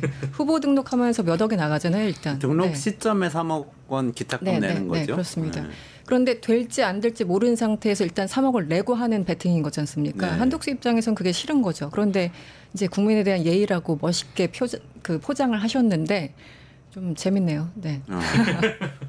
근데 어떻게 예측하세요? 11일까지 저는 아까 이미 말씀을 드렸던 것처럼 법원에 달려 있다. 법원에 이렇게 달려 생각을 있다. 합니다. 왜냐하면 오늘 저희 결렬이 되면 다음 수순은 뭔가요? 한덕수가 그냥 조용히 물러난다? 그게 아니고요. 당 지도부가 이제는 여론조사 한 거, 당원 전수조사 한 거 가지고 이제 상당한 이유가 있다.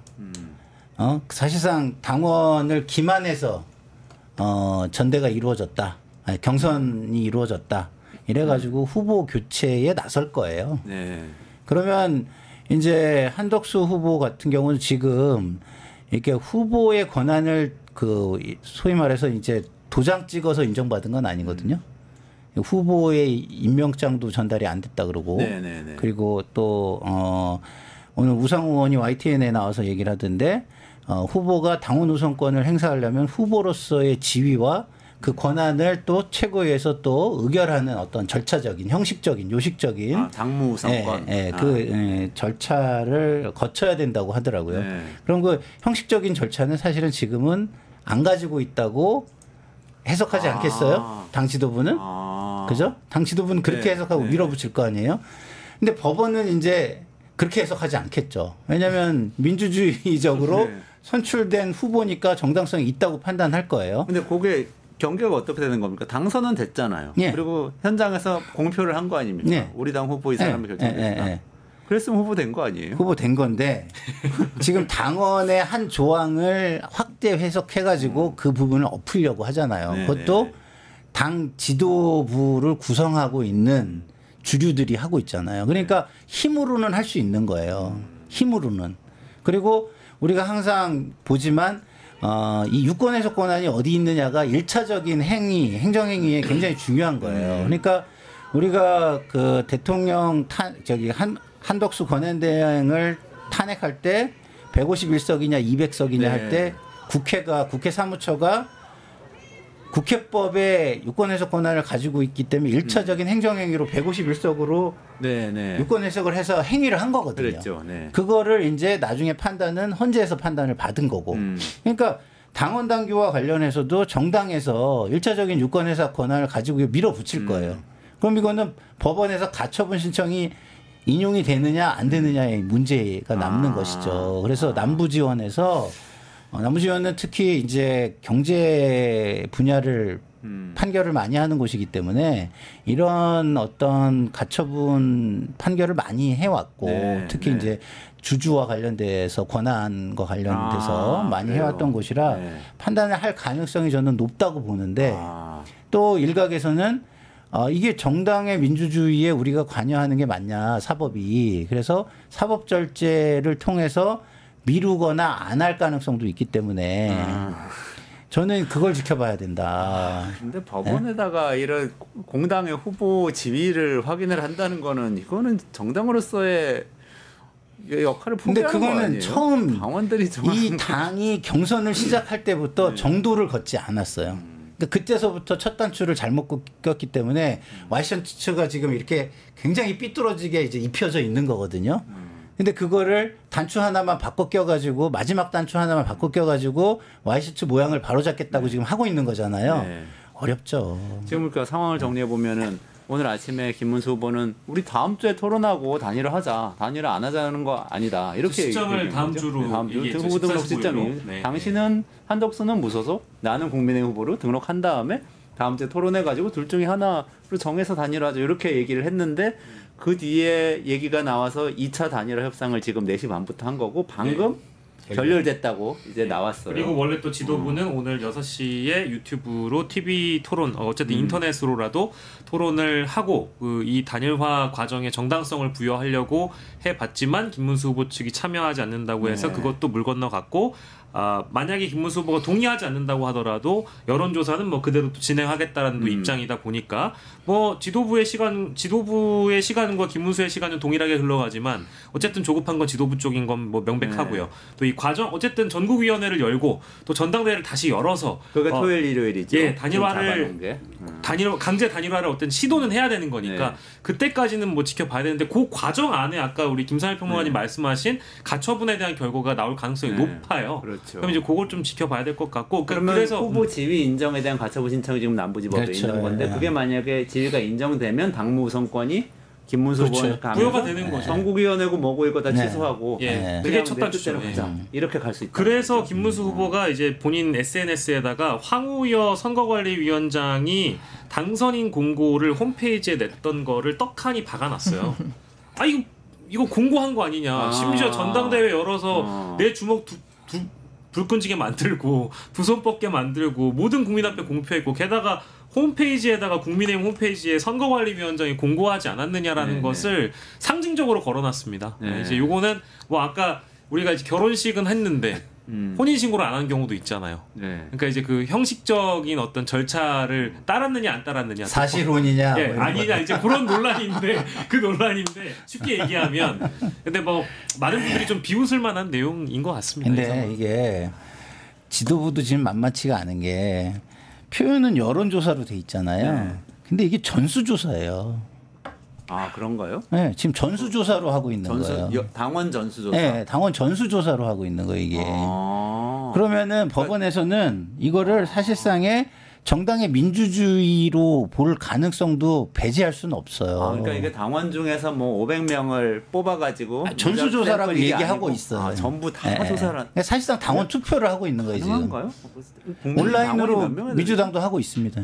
우리 100만 명 가까이 되지 않아요? 아니, 민주당도 다 하고 민주당도 있어요. 당원. 근데 투표에 참여하는 자와 참여하지 않는 자가 있을 수 있고 뭐 투표율 뭐 이런 건 있을 수 있으나 어쨌든 뭐 여론조사라고 표현하고 있지만 어쨌든 권리당원 전수조사를 하고 있다는 식으로 지금 표현을 계속 언론에서는 표현이 되고 있기 때문에 그럴 경우에 이게 민주적 정당성을 우리가 갖췄다고 이걸 가지고 또 주장할 수가 있거든요. 그래서 이게 그러나 이제 법적으로는 이건 전당대회를 연 것이 아니기 때문에 절차적으로 전당대회는 또 아니죠.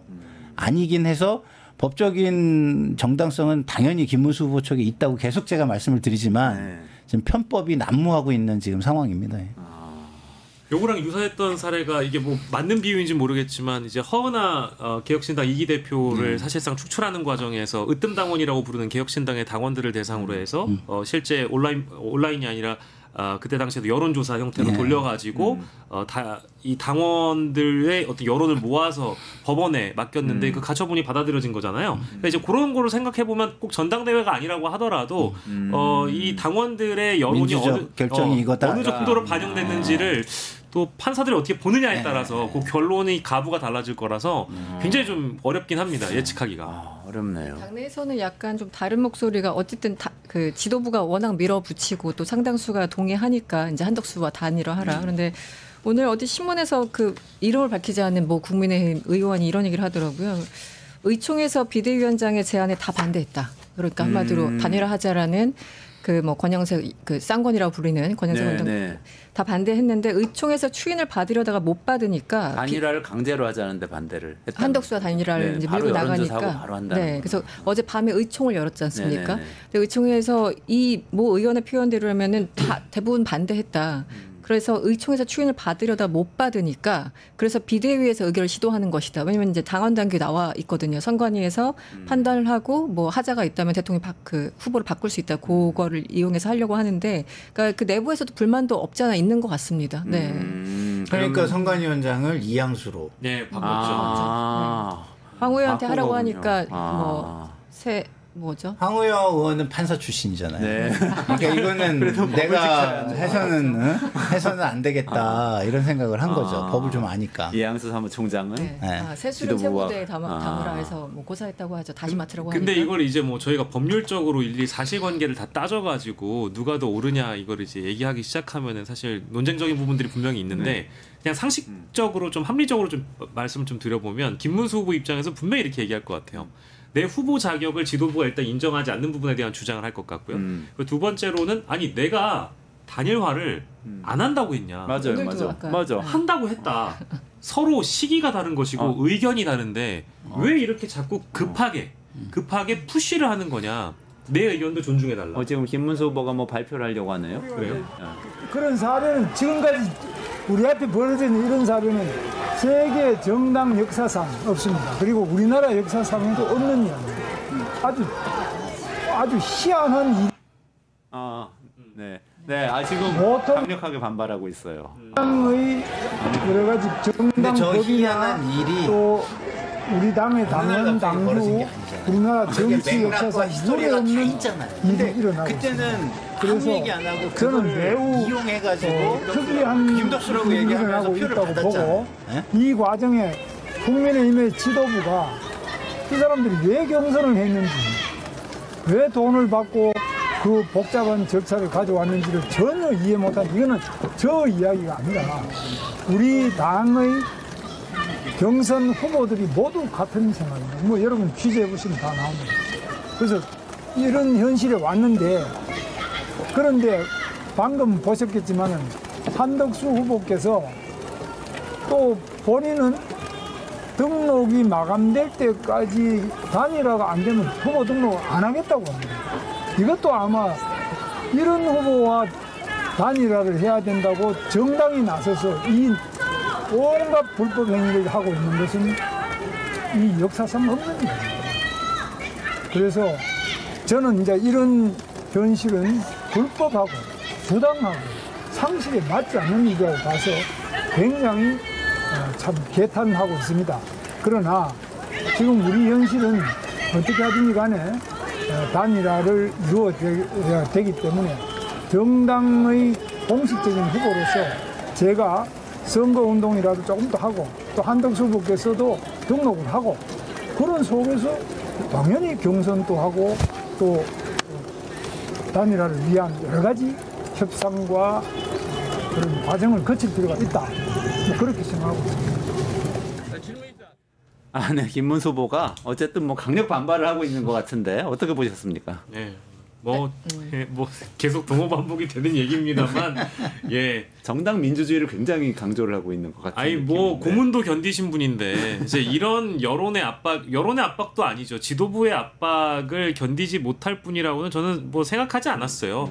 이럴 거라고 예상을 했고요. 아마 예상하지 못한 분들은 안타깝게도 쌍권, 이 권성동 권영세 두 분이 아니었겠는가라는 생각이 좀 들고 너무 조급하고 다급해 보여가지고 안타깝습니다. 뭐 지금 이제 단식까지 하고 있는 상황이니까. 김상윤 평론가님은 아까 마이크 꺼진 사이에 이거 정치적 사기라고 그러셨는데. 아니 사실은 우리가 모든 것은요, 사람의 일은 그 맥락과 히스토리가 되게 중요하잖아요. 그 맥락과 히스토리를 무시하고 어느 날 갑자기 뭐 하는 행동으로 판단해야 된다. 그러면은 그거는 굉장히 혼란스러울 거예요. 그렇지 않습니까? 그렇기 때문에 김문수 후보가 경선 과정에서 보여준 모습은요, 사실상 단일화로 가기 위한 경선이다라고 본인이 계속 얘기를 하고 그걸로 표를 얻은 거예요. 그리고 심지어 그걸로 표를 새도 없는 사람이 사실은 정치적 새가 없잖아요. 정광훈 빼고는. 근데 정치적 새가 없는 사람이 50%, 53점 몇 프로를 얻은 거는 사실은 윤석열 세력을 얻은 거거든요.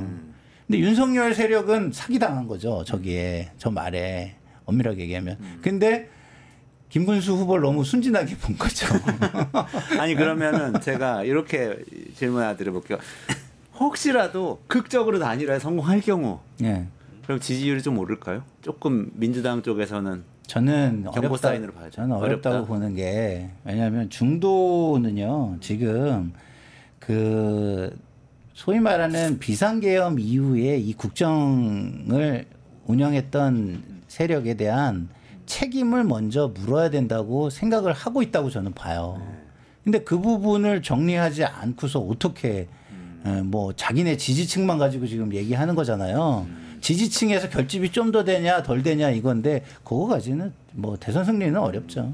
두 분은 어떻게 1 플러스 1은 1입니다. 1 플러스 1, 2 아니에요? 네. 원래는 2여야죠. 그런데 이번 이 사태를 보면 1 플러스 1은 1일 것이다. 저는 그 생각을 하고요. 지지율에 큰 변화 없을 거라고 생각합니다. 네. 아, 이건 바이원 개던 같은 이렇게 1,000원에 2개 사는 이런 건가요? 뭐 그리고 어쨌든 뭐 굳이 따지자면 지금 어쨌든 말싸움인 거잖아요. 사실 말싸움. 그래서 한덕수가 오늘 얘기한 것처럼 당신 18일 동안 단일화 얘기 22번 했어 라고 얘기를 했고 실제 제가 워딩을 찾아보니까 여론조사 2차 여론조사 직전에 그러니까 김문수 되기 직전에 4월 27일 날 김문수 당시 후보가 경선 초반부터 흔들림 없이 단일화를 주장한 후보답게 즉시 찾아뵙겠다 한덕수를 이라고 얘기를 했는데 여기서 즉시가 이제 중요한 거죠. 그 이제 헌법재판관 앞에서 이제 지체 없이를 어떻게 해석하느냐 한번 질문한 적도 있었지만 이런 것만 보면은 그 국힘 지도부에서 어쨌든 화를 낼 만한데 어쨌든 당에서 공식적으로 후보를 뽑아놓고 저렇게 집단적으로 매도하는 이런 상황은 사실 국민들로부터 뭔가 얻을 수가 없습니다. 그래서 누가 되든 저는 1 플러스 1은 1이 될 거라 생각합니다. 네. 단일화를 통한 시너지는 이미 뭐 다 날아간 것 같고요. 이런 네. 상황이라면. 아니 저는 뭐 공당의 원내대표께서 사실상 지도부의 2, 3위들이 오늘 권성동 원내대표였죠. 예, 그 얘기를 하셨는데 알량한 대통령 후보 자리라는 얘기를 그 표현이 제일 재밌었어요. 했습니다. 알량하다고. 어떻게 이런 표현을 쓸 수 있는지 저는 보고 놀랐습니다.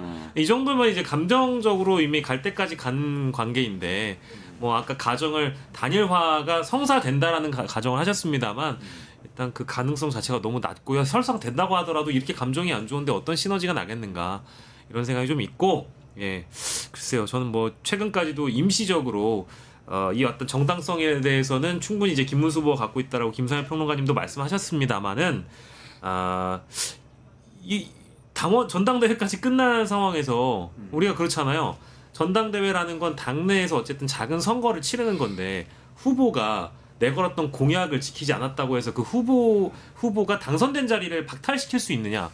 그렇지는 않잖아요. 이제 그 대목이 일단 꼭 말씀드려야 되는 부분이어서 지켜보시죠. 아마 내일 정도에는 이 상황보다 좀 더 진전된 얘기를 할 수 있을 것 같아요. 아니, 저는 내일쯤에 갑자기 법원에서 김문수 후보 정당하다 이렇게 확인을 해주면은 당무선권 주장하면서 그렇죠. 비대위 해체하고 네. 그리고 그냥 쫙 당권 거죠. 장악하고 네. 그냥 밀고 가서 네. 정광훈 끌어들이고 정광훈당 되는 거죠. 정광훈 당으로 그냥 나 30%만 받아도 되니까 그렇게 가겠다 할까봐 사실 그렇죠. 걱정돼요. 김문수 후보의 어둠의 브레인 차명진 TV를 보면 이 모든 플랜에 답이 다 들어 있습니다. 아 그래요? 예, 이런 말씀을 줄창 하셨고요. 예, 그리고 뭐 김재원 비서실장이 모 방송에 나와서 어디 스튜디오에 가서 사진 찍을 때 한덕수를 만났네 했던부터 얘기 그리고 어제 뭐 또 이제 뭐 모르겠습니다. 문건의 진위를 파악을 해봐야 되겠습니다만은 뭐 국민의힘의 공식 문건이네 만에하면서 또 폭로했던 얘기 이런 게 다 김문수 후보의 녹아 나오는 거거든요. 행동에 저는 뭐 그 방송을 보면 답이 있다고 봅니다.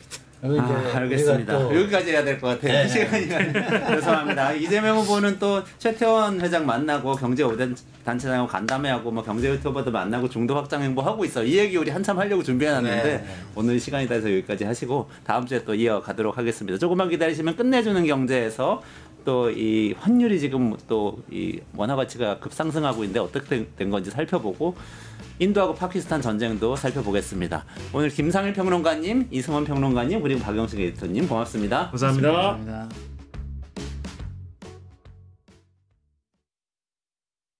뉴스토마토 K평화연구원이 12.3 내란을 막아낸 시민영웅 1000명 찾기 프로젝트를 진행합니다. 비상계엄 선포 이후 국회, 광화문, 남태령, 한남동 공관, 헌법재판소 등지에서 내란을 막고 탄핵 소추를 이뤄낸 시민영웅 1000명을 찾아내 대한민국 민주주의의 역사로 기록하고 시상의 본보기로 삼음으로써 민주주의를 더 널리 확산하기 위한 프로젝트입니다. 이 과정에 직접 참여했거나 참여자를 추천해 주실 분들은 우측 제보하기 QR코드나 아래 메일로 추천 및 제보해 주세요. 민주시민 여러분의 많은 참여 바랍니다. 뉴스토마토 K평화연구원과 함께 해주실 분들의 추천 제보 및 후원을 기다립니다. 어떻게 생각하십니까? 난 기자 여러분들한테 오히려 묻고 싶습니다. 이런 일이 과거에 어느 정치의 기사나 정치의 그런 사례에서 있었느냐?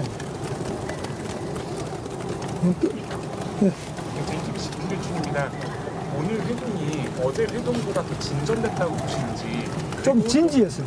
왜냐? 진지한 이유는 오늘 아무래도 이제 이게 언론의 힘입니다. 기자분들이 직접 실시간으로 보고 계시고 그렇기 때문에 아무래도 진지하고 조금 더 적극성이 있죠. 또 더 만날 의향이 있으신지? 저는 뭐 언제든지 더 만나고 내일이라도 다시 만나자고 제안합니다. 국민일보 정우진입니다. 조금만 더 크게 해주세요. 후보님 당내에서 일부 의원들이 단일화하고 경선 통과했는데 속았다 하면서 11일까지 단일화하지 않으면 선거운동 되지 않겠다. 뭐 이런 식의 격한 반발까지 나오고 있는데 이런 당내 갈등 수습 방안에 대해서 좀 어떤 계획이신지? 뭐 그거는 각 의원님들께서 생각하시는 건데 그런 부분에 대해서는 제가 이제 만나서 우선 선거운동이라는 것은 자기와 생각이 다르거나 또는 모르거나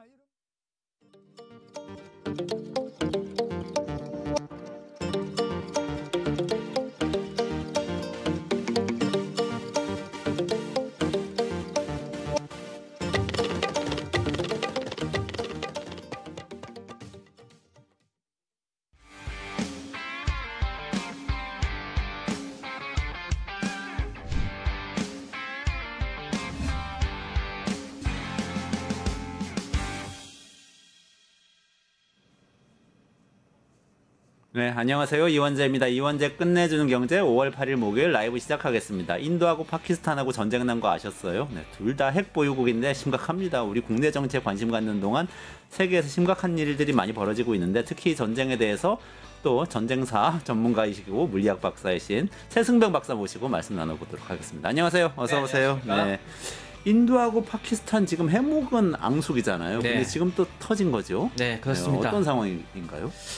네, 뭐 사실 인도와 파키스탄 사이의 갈등은 어제 오늘 얘기가 아니죠. 이미 1947년 당시 영국의 식민지로부터 독립할 때부터 이미 계속되어 온 참 안타까운 역사입니다. 사실 뭐 인도와 파키스탄을 아시는 분들이 많지는 않지만은 사실 전쟁이라고 불릴 정도의 충돌도 3번이나 있었습니다.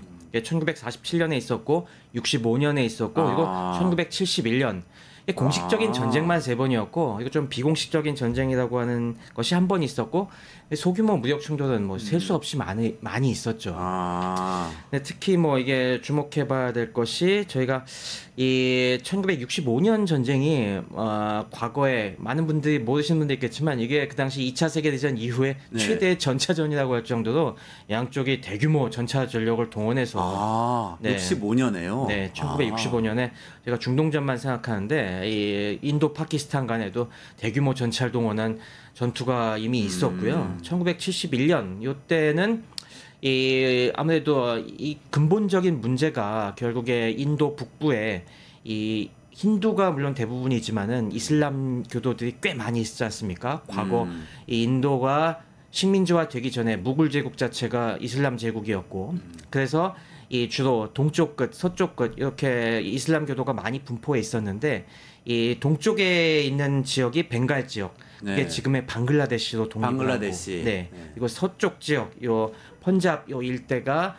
지금 파키스탄으로 독립했는데 원래는 47년에 독립할 당시에는 동서 양쪽이 다 파키스탄이라는 한 나라였는데 이것들 사이에서도 1971년 전쟁 이후에는 이 동서도 파키스탄이 분리가 되면서 이제 동쪽이 방글라데시로 쪼개져 나가는 이런 복잡한 역사들이 있었죠. 71년 전쟁 때 그게 이 방글라데시 네. 독립이 일어난 거죠. 그 전쟁은 또 굉장히 큰 전쟁이었죠. 네. 방글라데시 친구를 제가 한번 만났는데 경제학자인데 그때 얘기를 하는데 엄청나게 정말 수십만 명의 사람들이 죽고 맞습니다. 뭐 이 방글라데시 인구도 뭐 거의 1억 명이 넘기 때문에 그 인구에 비해서 좀 덜 아프게 느껴지다 뿐이지 굉장히 규모 자체로 보면은 큰 전쟁이었고 그들에게는 진짜 씻을 수 없는 아픔을 갖다가 주었습니다. 65년의 전차전은 규모가 컸던 건가요? 네, 그때 규모가 굉장히 컸습니다. 뭐 그 당시에도 양측이 뭐 전차 한 거의 200대씩 손실 당하는 그래요? 그리고 그 당시에 뭐 또 수천 명 이상씩 양쪽에 사상자가 나는 큰 규모의 충돌이 있었고요.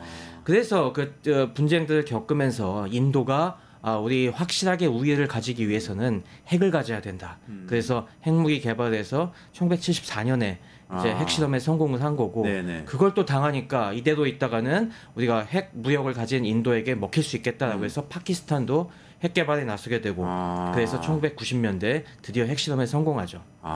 그리고 그때 그 핵 기술이 이 비슷한 처지의 다른 국가들에게 퍼지면서 결국에 그게 북한으로 흘러들어가서 지금의 북핵 문제까지 야기시키는 연쇄 도미노 반응까지 일으켰습니다. 그 기술이 결국은 출발점이 되어서 북한까지 흘러들어온 것이다. 그렇습니다. 이게 우라늄 농축 기술을 이용을 해서 크게 원자로 안 세우고 또 핵무기를 만들 수 있는 기술인데 이게 파키스탄이 원조였거든요. 그래서 그 파키스탄이 그걸 이란이랑 북한에게 넘겨줬죠.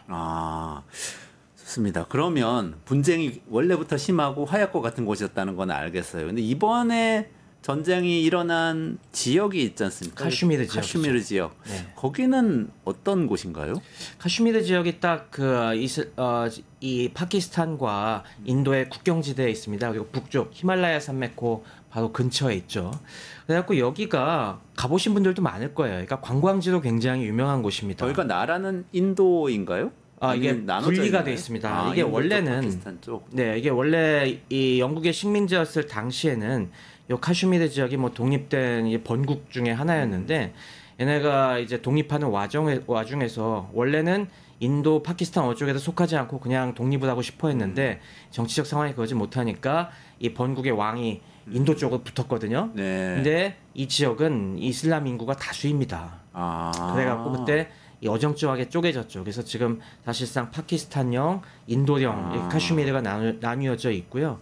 지금 인도 쪽 카슈미르가 이제 잠무 카슈미르 주라는 데인데 그래도 그렇게 나눴어도 여전히 이슬람 인구가 60% 이상으로 많은 곳입니다. 그렇군요. 네, 그러다 보니까 아무래도 이 지역이 굉장히 자연 풍경은 수려하고 그리고 딴 힌두 지역이랑 많이 좀 이질적인 곳이다 보니까 이 지역의 사람들도 자기들은 별로 인도에 대한 소속감이 이렇게 많지가 않고 그래서 인도에서도 그런 문제를 잘 알기 때문에 이 지역은 이 반자치를 인정해 줬거든요. 그래서 독립성을 많이 인정해 줬는데 또 이 지역은 인도 파키스탄만 걸려 있는 게 아니라 중국까지 걸려 있습니다. 이 삼국의 접경지대 딱 그 모퉁이에 있기 때문에 왜 우리 아시다시피 또 인도와 중국 간의 국경 분쟁도 한참 있었잖아요. 그때 뭐 그 지역이 이 판공초 지역, 판공초가 굉장히 영화 새 얼간이라는 인도 영화에서 보면 나오는 거 굉장히 마지막에 나오는 아름다운 거 호수 있는 지역인데. 하여튼 요 지역이 또 문제가 되다 보니 인도 쪽에서 여기 이게 어정쩡하게 자치를 놔두면 안 돼. 불안하다 해갖고 이 모디 총리가 2019년에 그 반자치 권한을 뺏어버렸죠. 그러니까 그 다음부터 더더욱 안 그래도 불만이 많던 이 지역 사람들이 왜 우리를 이렇게 올가매느냐라고 해서 더더욱 테러리스트들, 독립 세력들이 들끓기 시작을 했죠. 그러니까 그러면은 거기 이슬람 지역인데 힌두교가 지배적인 인도가 영토를 가지고 있으면서 일종의 종교 분쟁이 있는 상태인데 그전엔 자치권을 광범위하게 인정해주다가 빼앗아 버리니까 오히려 반군이 생겼다. 그 전부터 있었는데 이제 더더욱 그쪽 반군을 지지하는 그 지역 주민들이 늘어난 거죠. 그럼 이번에 전쟁이 일어나게 된 계기는 어떤 건가요? 이 지역에 그래갖고 이 반군들이 여러 차례 테러를 일으켰는데 이번에 지난 4월 22일에 여기서 이 반정부 무장 세력이 아주 또 끔찍한 이 테러를 일으켰습니다. 요 잠무 카슈미르주의 파알감이라는 지역이 있는데 이 지역이 히말라야 부근에 굉장히 자연환경이 수려하다 보니까 이제 남아시아의 스위스라는 그런 별명도 있거든요. 네. 굉장히 풍경도 비슷합니다. 그래서 이 관광객들이 많이 들락날락 거리는 곳인데 여기서 관광객들을 상대로 테러를 일으켜갖고 28명이 사망하고 20명이 아이고. 부상당하는 큰 일이 있었습니다. 민간인들을요? 그냥 놀러 간 사람들은? 네. 인도 사람들인가요? 그러면? 아니면 이게 외국인도 있고? 이게 좀 진짜 이 문제가 커진 이유가 바로 그 부분에 있는데 관광객들은 당연히 여러 종류의 사람들이 올 거 같지 않습니까? 네네. 근데 이번에 테러 단체들이 이 관광객들을 덮치고 나서 하나하나 너 힌두냐 이슬람이냐 물어보고 힌두 그냥 쏘는 이런 일을 저질렀습니다. 힌두교도들을 집중적으로 아주 타겟으로. 살해했다. 네. 이게 그러면- 뭐 그래갖고 이게 좀 그런 식으로 하나하나 확인해가면서 힌두 교도들만 골라서 죽이고 심지어 뭐 이런 말씀 드려드릴지 모르겠습니다만은 남자들 같은 경우 좀 의심스러우면은 바지 내려봐라고 해갖고 이슬람 교도들은 할례를 하지 않습니까? 네네. 근데 그것까지 확인을 해서 성경수술 비슷한 거죠. 그래서 그걸 사살하기까지 했다고 해갖고 당연히 힌두 안 그래도 요즘 힌두 민족주의가 많이 들끓고 있는 인도에선 이 소식이 들리니까 난리가 났죠. 근데 사실 이 테러리스트들이 그렇게 이 범죄를 저질렀다는 것인데 네. 지금 공격은 인도가 파키스탄을 공격한 거잖아요. 그럼 관계가 테러리스트들하고 파키스탄하고 관계가 있다고 본 건가요? 그렇습니다. 그렇게 주장을 하고 있죠. 아무래도 이 테러리스트들이 이슬람 교도들이다 보니까 주로 활동하는 지역들이 인도군이 지키고 있는 이런 좀 중앙 지역이 아니라 파키스탄 국경 지역 애매한 곳, 거긴 국경선이 완전 산속이기 때문에 되게 애매한 곳들이 많거든요. 그래서 실제로 거길 들락날락하면서 이 활동을 하고 있기 때문에 그리고 항상 이런 무장 세력 뒤에는 파키스탄의 정보부라든가 군이 뭔가 무기라든가 이런 걸 지원해 주는 게 아니냐라는 의심들을 계속 해왔습니다. 그래서 이번 이 사건도 반군 세력 뒤에 뭐 파키스탄에 뭐 검은 손이 있다 이런 식으로 인도 정부에서 몰아붙이고 있는 거죠. 당연히 파키스탄에서는 우린 전혀 상관이 없다. 거기는 우리의 치안이 먹히지가 않는 곳이다라고 이렇게 연관성을 부정하고 있지만은 사실 이게 그래서 항상 모든 문제가 국내 정치에 연관이 되고 있습니다. 이게 아무래도 이런 식으로 테러를 하게 된 것이 지금 인도 정부가 모디 총리가 이 힌두 민족주의로 즉 우파 좀 약간 극우 정서를 자극해서 계속 맞아요. 집권을 하고 있지 않습니까? 민족주의. 그래서 그런 좀 압박이 계속 있어 오다 보니까 아무래도 우파 정부 입장에서는 들끓는 민족주의 이 분노를 갖다가 어딘가 화풀이를 해야 할 대상이 필요한 겁니다. 근데 지금 테러리스트들은 안 잡히고 있거든요. 인도군들이 출동을 했어도 너무 늦게 출동해갖고 지금 종적을 찾기도 어려운 상황입니다. 그러다 보니 이 분노를 갖다가 화풀이할 누군가를 찾아야 되는데 그걸 어떻게 보면은 파키스탄에게 계속 이 추궁을 하고 있는 거죠. 그래서 공습을 한 거죠. 그 이름이 신두르 작전이라던데. 맞습니다. 신두르 작전. 이번에 공습 내용이 어떤 거였죠? 이번에 그래서 아무래도 파키스탄 정부와의 직접적인 연관성을 증거가 없기 때문에 하지만 뭔가 좀 보복은 보여줘야 되겠고 그래서 굉장히 조심스럽게 접근을 했습니다. 그래서 우리는 파키스탄 정부의 그러니까 군 관련된 공식 시설들을 공격하진 않는다. 다만 우리가 확보한 이 반정부 테러리스트들의 거점으로 의심되는 곳들만 타격하겠다라고 해갖고 이번에 뭐 굉장히 많은 이 항공기들을 동원해갖고 이 그 거점 6곳에 총 24회 폭격을 진행을 했다고 합니다.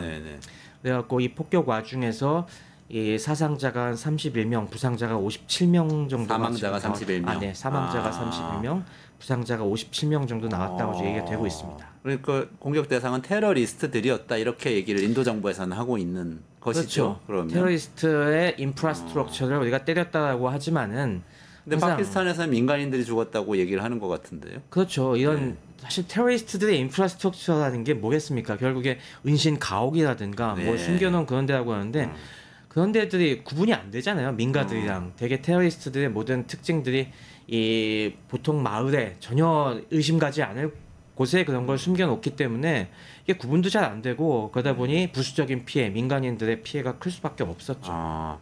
파키스탄도 반격을 했죠. 네, 파키스탄 같은 경우도 이번에 뭐 기습적으로 한 것도 아니고 네. 사실 지금 몇 날 며칠 동안 계속 보복하겠다고 공언한 상태에서 공습을 한 거여서 네. 파키스탄도 당연히 전군이 비상대기라고 있었고 인도군의 전투기가 출격하니까 곧바로 파키스탄 쪽에서도 전투기들이 대응 출격을 해서 상당히 국경 지역에서 큰 공중전이 있었습니다. 아, 그래요. 양측에 거의 뭐 100대 이상의 전투기들이 떠갔고 다만 양쪽이 국경은 안 넘고 자기네 영공에서 계속 선회하면서 이제 전투기들의 이 미사일들이 한 보통 100km 이상 날아가니까 네네네. 자기네 영공 안에서 상대편을 향해서 미사일을 쏘고 그랬습니다. 그래서 그 과정에서 파키스탄은 지금 인도군 전투기 4대 또는 5대 격추시켰다고 주장을 하고 있죠. 네. 인도는 우리 격추된 거 없다라고 하고 있고 네. 그리고 또 양측이 이 파키스탄과 인도 쪽에서 국경 지역에 포대도 많이 있거든요. 그래서 야포 사격도 해갖고 이게 뭐 인도 쪽에 떨어져서 인도 쪽에서도 민간인들 일부가 부상당하고 그런 보고들이 되고 있습니다. 아, 실제로 인도 쪽의 피해가 얼마나 되는지 전투기 피해 이런 것들이 확인은 안 된 건가요? 서로 간의 주장만 있는 거고. 네, 서로 간 아직 주장만 난무하고 있고 소셜 미디어에 다양한 이 뭐 얘기들이 나오고 있는데 아직 조금 더 검증은 해봐야겠지만은 이것도 좀 밀리터리 커뮤니티에서는 좀 핫한 주제입니다. 왜냐하면은 이 양측의 분쟁이 심하면서 최근에 파키스탄, 인도 양쪽에서 항공기 전력 보강을 되게 많이 했거든요. 그 중에 하나가 인도에서 프랑스제 라팔 전투기를 이 최신형을 수입을 해왔습니다. 네. 뭐 대당 거의 한 4천억 원 그 정도까지 하는 굉장히 비싼 전투기인데 이번에 그게 한 대가 격추됐다는 파키스탄 쪽에서 주장을 해갖고 그래서 그 잔해로 보이는 것들이 찍은 영상들이 돌고 있는데 이게 또 재밌는 것이 그걸 격추시킨 게 누구냐라고 봤을 때 파키스탄도 전투기를 사왔거든요. 그건 중국에서 사왔습니다. 아, 그래요? 중국에서 또 몇 년 전에 이 젠 10이라는 그런 또 네. 비교적 신형 전투기를 네네네. 사왔는데 그걸로 이 병력 15라는 PL-15라는 그 중국제 공대공 미사일로 격추가 됐다. 병력? 청천병력 할 때 그 청천병력 할 때 그 중국 병력입니다. 한자로 그렇게 쓴 거예요? 네, 그래서 한자로 영어로 쓸 때는 PL-15라고 하는데 이게 성능이 되게 이제까지는 검증이 안 됐었는데 이게 맞다면은 그럼 중국제 전투기가 프랑스제 그죠. 전투기를 격추한 게 되는 거예요? 첫 전과가 됩니다. 와. 그래서 이게 저기- 주식시장까지 연관이 이 영향을 줬는데 그래서 이 라팔 전투기를 만든 다쏘 프랑스의 다쏘사의 주가는 폭락하고 이 중국제 그 젠10 전투기를 만든 이게 청두 비기 공업 집단 공사라고 하는 데가 있는데 거기 주가는 또 한 15%인가 16% 또 폭등을 하는 그런 또 희비가 엇갈렸습니다.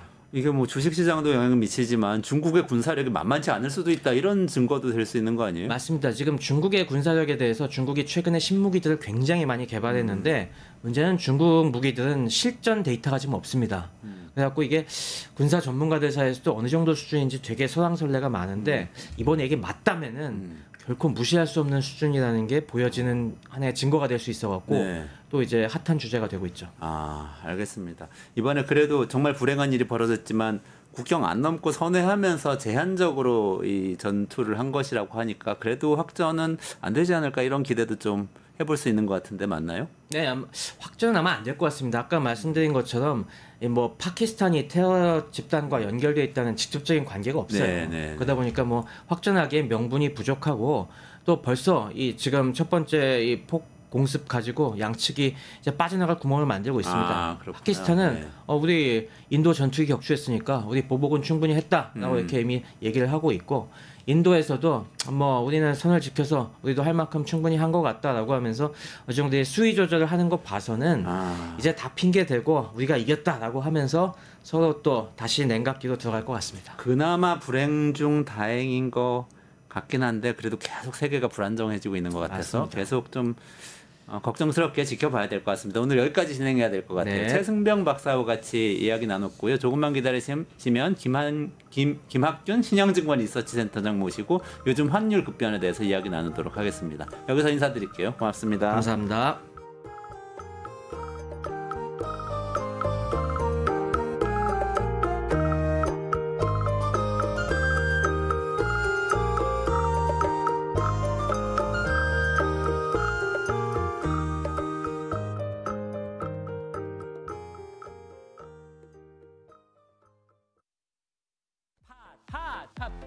증권 통판.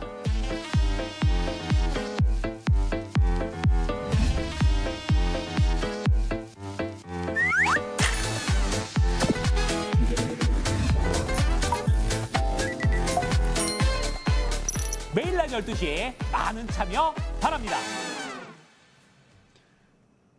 네, 달러 대비 원화 가치가 1,300원대까지 떨어졌으니까 원화 강세인 거잖아요. 근데 우리는 뭐 쉽게 생각하면 그냥 우리 계엄 사태도 있고 국내 정세가 불안했으니까 원화 가치 떨어졌다가 올랐겠거니 하는데 그게 아니란 얘기들이 있습니다. 전 세계적으로 지금 무슨 일이 벌어지고 있다고는 얘기가 나오고 있는데 김학균 신영증권 리서치 센터장 모시고 이 이야기 좀 여쭤보겠습니다. 안녕하세요. 네, 어서 오세요. 안녕하십니까? 네.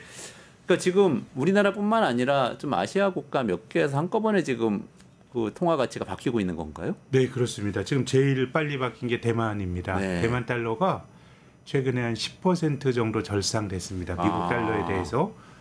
이제 환율이 변동하는 건 뭐 5만 가지 영향이 다 있는데 그래도 좀 범상치 않게 느껴지는 거는 미국이 무역 수지 그 불균형 완화를 위해서 이 통화 가치 그 다른 나라들의 통화 가치 강세를 유도한다는 얘기들이 이제 진작에 있었고 또 역사적으로 봐도 이 85년도에 플라자합이라는 걸 통해서 일본 엔화, 독일 마르크화 엄청나게 절상을 했던 사례들이 있거든요. 근데 이제 80년대에 우리가 플라자합의를 생각하면 일본이 뭐 미국에 대해서 노해본 역사가 사실 그 진주만 공격한 거 빼고는 별로 없었던 나라거든요. 네. 근데 최근에 대만을 보면 저는 그런 기시감을 느낍니다. 대만이 이제 중국과의 무력 충돌에 대한 실존적인 이제 공포심이 있는 거잖아요. 네. 그러니까 특히 이제 대만에서 그 본토와의 독립을 주장하는 민진당이 장기 집권하면서 하여튼 미국이 말만 하면 제일 빨리 달려가는 나라가 대만입니다. 네. TSMC도 공장 삼성보다 먼저 지었고요. 네, 네. 근데 5월 초에 이 미국과 대만의 무역 협상이 벌어졌는데 네. 그 직후에 뭐 대만 달러가 강해지면서 역내 통화가 다 강해지니까 대만이 먼저 좀 뭐 손을 들고 앞장서는 거 아닌가 뭐 이런 관측이 있는 것 같습니다. 대만 달러가 뭐 미국 달러 대비 뭐 한 며칠 만에 10% 올랐다고? 그렇습니다. 10% 절상이 됐으니까 물론 이제 환율이 바뀌게 되면 그 자체가 다른 사람들의 행동을 불러일으킵니다. 그런데 지금 전 세계 투자자들이 뭐 미국의 국채, 미국의 달러 많이 가지고 있을 거거든요. 그래서 이제 외신을 보면 대만의 보험회사들이 미국의 국채를 많이 갖고 있는데 그럼 국채를 갖고 있으면 달러가 미국 돈으로 표시된 미국 국채를 갖고 있으니까 미국 달러가 약해지면 대만 투자자들은 손해잖아요. 그렇죠. 그렇게 되면 이제 미국 달러가 약해지게 되면 이제 해지를 위해서 반대 포지션을 잡아야 돼요. 대만 달러 사야 되니까 대만 달러가 더 강해지니까 이제 금융시장이 한쪽 방향으로 이쪽으로 갈 거야라고 믿으면 이게 자기 실현적으로 그런 움직임이 가속화되는 경향은 있을 수 있습니다. 다만 이제 초기의 출발점은 애초에 대만 달러가 달러에서 강하니까 그런 것들이 후행적으로 따라간 건데 뭔가 좀 미국의 의도 또 그걸 용인하는 대만 당국의 어떤 의도가 있지 않을까. 외환시장에서 그런 생각들을 많이 하는 것 같습니다. 그러니까 앞으로 계속 미국 달러가 약해질 것 같으니까 자국 통화를 매수하면서 투자자 입장에서 달러 포지션을 갖고 있는 사람 입장에서는 달러를 매도해야 됩니다. 그래야 이제 그 포지션이 일종의 금융시장에만 해지가 되니까 이제 그런 게 붙게 되면은 이제 자기 강화적으로 그 움직임이 강화가 될 수가 있는데, 근데 아무튼 애초에 출발점은 대만 달러가 뭐 하루에도 뭐 5% 이상 강해졌으니까 이제 그건 출발점은 미국과 대만 간의 어떤 뭐 합의나 묵계가 있지 않을까라는 생각을 외환시장에서 하는 거죠. 우리나라에서도 이창용 한국은행 총재가 했던 얘기가 좀 인상적이었는데 지난 5일에 이탈리아 밀라노에서 기자간담회 하면서 미국이 개별 국가를 만나서 환율 얘기를 하고 있어서 아시아 통화가 강세를 보이는 것이다라는 뉘앙스의 얘기를 했단 말이죠. 근데 이게 사실 이거는 참 그 대명천지의 환율은 말할 수 있는 게 아닙니다. 왜냐하면 어느 나라나 외환시장에 개입하는 건 반칙이고 또 미국이란 나라는 자기들이 환율 조작국이라는 걸 또 발표해요. 맞아요. 맞아요. 그러니까 이게 뭐 묵계에서 시장 논리에서 벗어나는 거기 때문에 어떤 움직임이 있다고 하더라도 우리가 추론만 할 뿐이고 드러나진 않지만 많은 나라 중앙은행들이 외환시장에 개입하지 않겠는가? 라는 생각을 할 뿐인데 이게 사실 완전히 드러나긴 어려운 이슈이기 때문에 근데 역사적으로 보면 어쨌든 환율이라고 하는 거는 큰 흐름은 미국과 다른 나라들의 합의, 뭐 플라자 합의가 대표적인 이야기고요. 또 최근에 미국의 백악관 경제정책 보좌관인가요? 스티븐 미란이라는 사람이 이 무역 수지 적자는 뭐 관세도 관세지만 궁극적으로는 미국 달러 약세를 용인해야 가능할 거다라는 또 이제 주장도 했기 때문에 뭐 우리가 정확한 내막을 시간이 지나도 우리가 알기는 어렵겠지만 이제 그런 의심을 충분히 할 수 있는 그런 환경인 것 같습니다. 요새 신문에 많이 나오는 그 미란 보고서의 그 미란이죠. 네. 미란 보고서에서 그 관세 가지고 무역 적자 해소하는 걸로 설명을 하려고 신문에서 많이 인용했는데 거기에 사실은 환율 얘기도 환율 얘기 미란 보고서가 두꺼운데요. 이제 환율을 통해서 해야 제2의 플라자 합의가 필요하다. 뭐 이런 주장을 스티븐 미란은 이제 하고 있죠. 그러면 트럼프 행정부가 지금 제2 플라자 합의를 향해서 가고 있다 이렇게 봐도 되는 건가요? 저는 근데 이제 아시아 나라들이 특히 플라자 합의에 대한 학습 효과가 있습니다. 일본 엔화가 근데 85년도 9월 달에 240엔 하던 게 1년이 안 돼서 120엔이 됐거든요. 그럼 그렇게 가격 조건이 바뀌면 일본 기업들이 수출을 할 수가 없어요. 그러면 수출이 무너지죠. 그러면 이제 인위적으로 수출의 붕괴를 막기 위해서 내수 부양을 공격적으로 하다가 일본의 부동산과 주식시장에 말도 안 되는 버블이 생겨서 그게 뭐 잃어버린 20년의 단초라고 봐요. 저는 환율 주권을 미국에게 너무 쉽게 내준 게 그렇기 때문에 뭐 우리나라는 환율이 올라가도 원화가 약해도 문제고 또 강해도 문제입니다만은 이제 그런 학습 효과는 있는데 예컨대 뭐 중국과 같은 나라는 일본의 사례에 대한 케이스 스터디가 잘 돼 있기 때문에 미국이 용인하는 대로 안 할 가능성이 높은데 앞서 말씀드린 것처럼 최근에 대만을 보면 거의 80년대 미국과 비슷한 일본과 비슷한 아주 친미적인 행태를 보여주고 있기 때문에 아무튼 뭐 대만 달러가 약해졌다라는 게 저는 좀 범상치는 않은 것 같아요.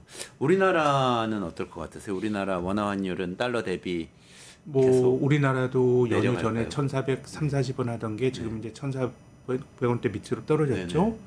환율이 한번 방향을 잡으면 우리나라가 1,200원대 환율이 언제일까 잘 기억이 안 나겠지만 2022년 가을철에 1,440원 하던 환율이 한 6개월 사이에 1,220원까지 200원 떨어졌던 적이 있습니다. 그 정도의 그 운동은 할 수 있기 때문에 크게 보면 한국 원화도 또 기본적으로 미국의 요구 이런 걸 보면 뭐 대만과 한국의 처지가 그렇게 다르진 않거든요. 그러면 큰 움직임에서는 좀 동조화될 가능성이 높다고 봐야죠. 그러면 1,220원 하던 그 시절로 생각보다 빠르게 쭉 갈 수도 있다. 근데 이제 중요한 거는 한 나라의 통화 가치가 지속적으로 예컨대 원달러 원이 떨어지는 원화가 강하다라는 거는 한국 경제가 괜찮아야 그게 이제 자체적인 동력이거든요. 근데 실은 뭐 경제가 걱정이 너무 많기 때문에 이게 단기간에 원달러 환율이 급하게 떨어지고 이후에 다시 또 뭐 올라간다라든가 이런 식의 어떤 움직임이 나타날 가능성이 좀 커 보입니다. 안정적으로 원화가 계속 강하기에는 앞서 말씀드린 것처럼 그 플라자 합의 때 일본이 환율 주권 열어주고 나서 어려움을 겪었던 학습 효과도 있고 또 경제 펀더멘탈이 그렇게 강하지는 않기 때문에 전체적으로 굉장히 외환 시장이 급변할 가능성이 좀 있다고 봅니다. 그걸 돌려서 얘기하면요. 미국 달러 가치가 약해진다는 것은 미국의 경제 내지는 미국의 어떻게 보면 저번에 방송에서 한번 말씀해 주셨는데 패권적인 이 지위 이게 흔들린다. 이렇게 볼 수도 있는 거 아닌가요? 그렇죠. 근데 이제 미국의 달러가 조금 약해진다 그래서 뭐 기축통화로서의 지위가 뭐 본질적으로 흔들리거나 그러진 않겠지만 지금 수년 동안 생각해 보면 뭐 뭐래도 미국이었거든요. 주식을 해도 미국 주식을 사야 되고 심지어 금리는 또 미국이 더 높아요.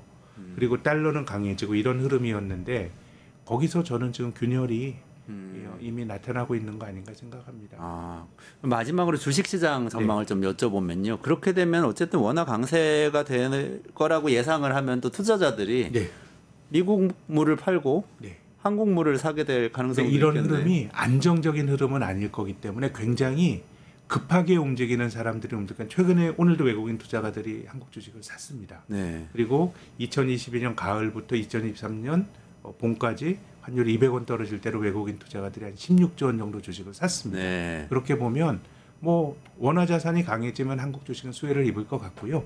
다만 이 과정이 안정적으로 나타나기보다는 환율이건 주식이건 외국인 매매건 굉장히 급하게 나타났다가 좀 바뀔 수도 있다고 봅니다. 단기적으로는 저는 뭐 기회가 또 열리고 있는 거 아닌가 생각을. 단기적으로는 단기가 어느 정도입니까? 올해 말까지인가요? 뭐한 3에서 6개월 사이에 어느 정도가 아닐까 저는 그렇게 생각합니다. 그거를 섹터로 본다면 좀 주목을 해봐야 될 부분이. 근데 요즘은 외국인 투자가들이 특정한 섹터를 사기보다는 패시브 투자라 그래서 그냥 한국 주식을 묶음으로 사는 그런 경향이 있기 때문에 뭐 전체적으로 한국의 지수나 시가총액 상위 종목들이 그런 기계적인 매수가 들어올 가능성이 높지 않을까 생각합니다. 근데 예를 들면 이제 삼성전자 같은 경우에 굉장히 오랫동안 지금 논란이 있으면서 경쟁력 위기라는 얘기까지 이제 나오고 있잖아요. 주가는 뭐 회복을 못하고 시가총액은 여전히 상위잖아요. 이런 기업들도 들어옵니까? 뭐 제 생각에는 그렇죠. 삼성전자를 안 살 수가 없고 다만 이제 패시브 투자만 존재하는 게 아니기 때문에 삼성전자도 오르겠지만 근본적으로 다른 액티브 투자가 더해지는 다른 종목보다는 삼성전자의 수익률이 상대적으로 못할 가능성은 있죠. 네. 알겠습니다. 오늘 여기까지 좀 말씀 나눠야 될 것 같은데요. 김학균 신영증권 리서치 센터장님하고 말씀 나눴고요. 여기서 인사드리고 물러가는데요. 내일은 또 오후 5시에 오후 4시에 50분에 끝장 뉴스 시작하니까 라이브로 시청해 주시기 바라고요. 여기서 김 센터장님하고 같이 인사드리면서 마무리하도록 하겠습니다. 고맙습니다. 감사합니다.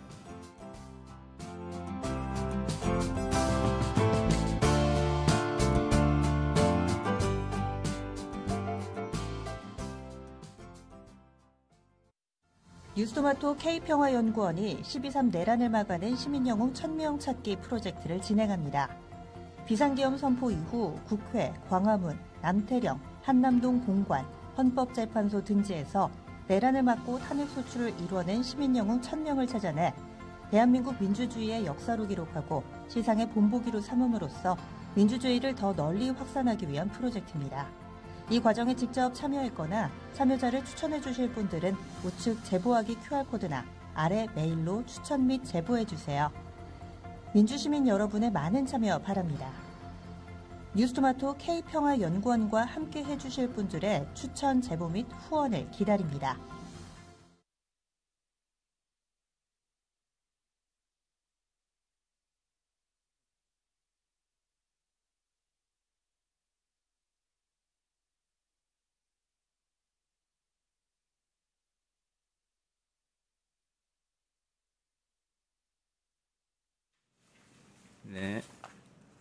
잠시만 한 2, 3분만 있다가 죄송합니다.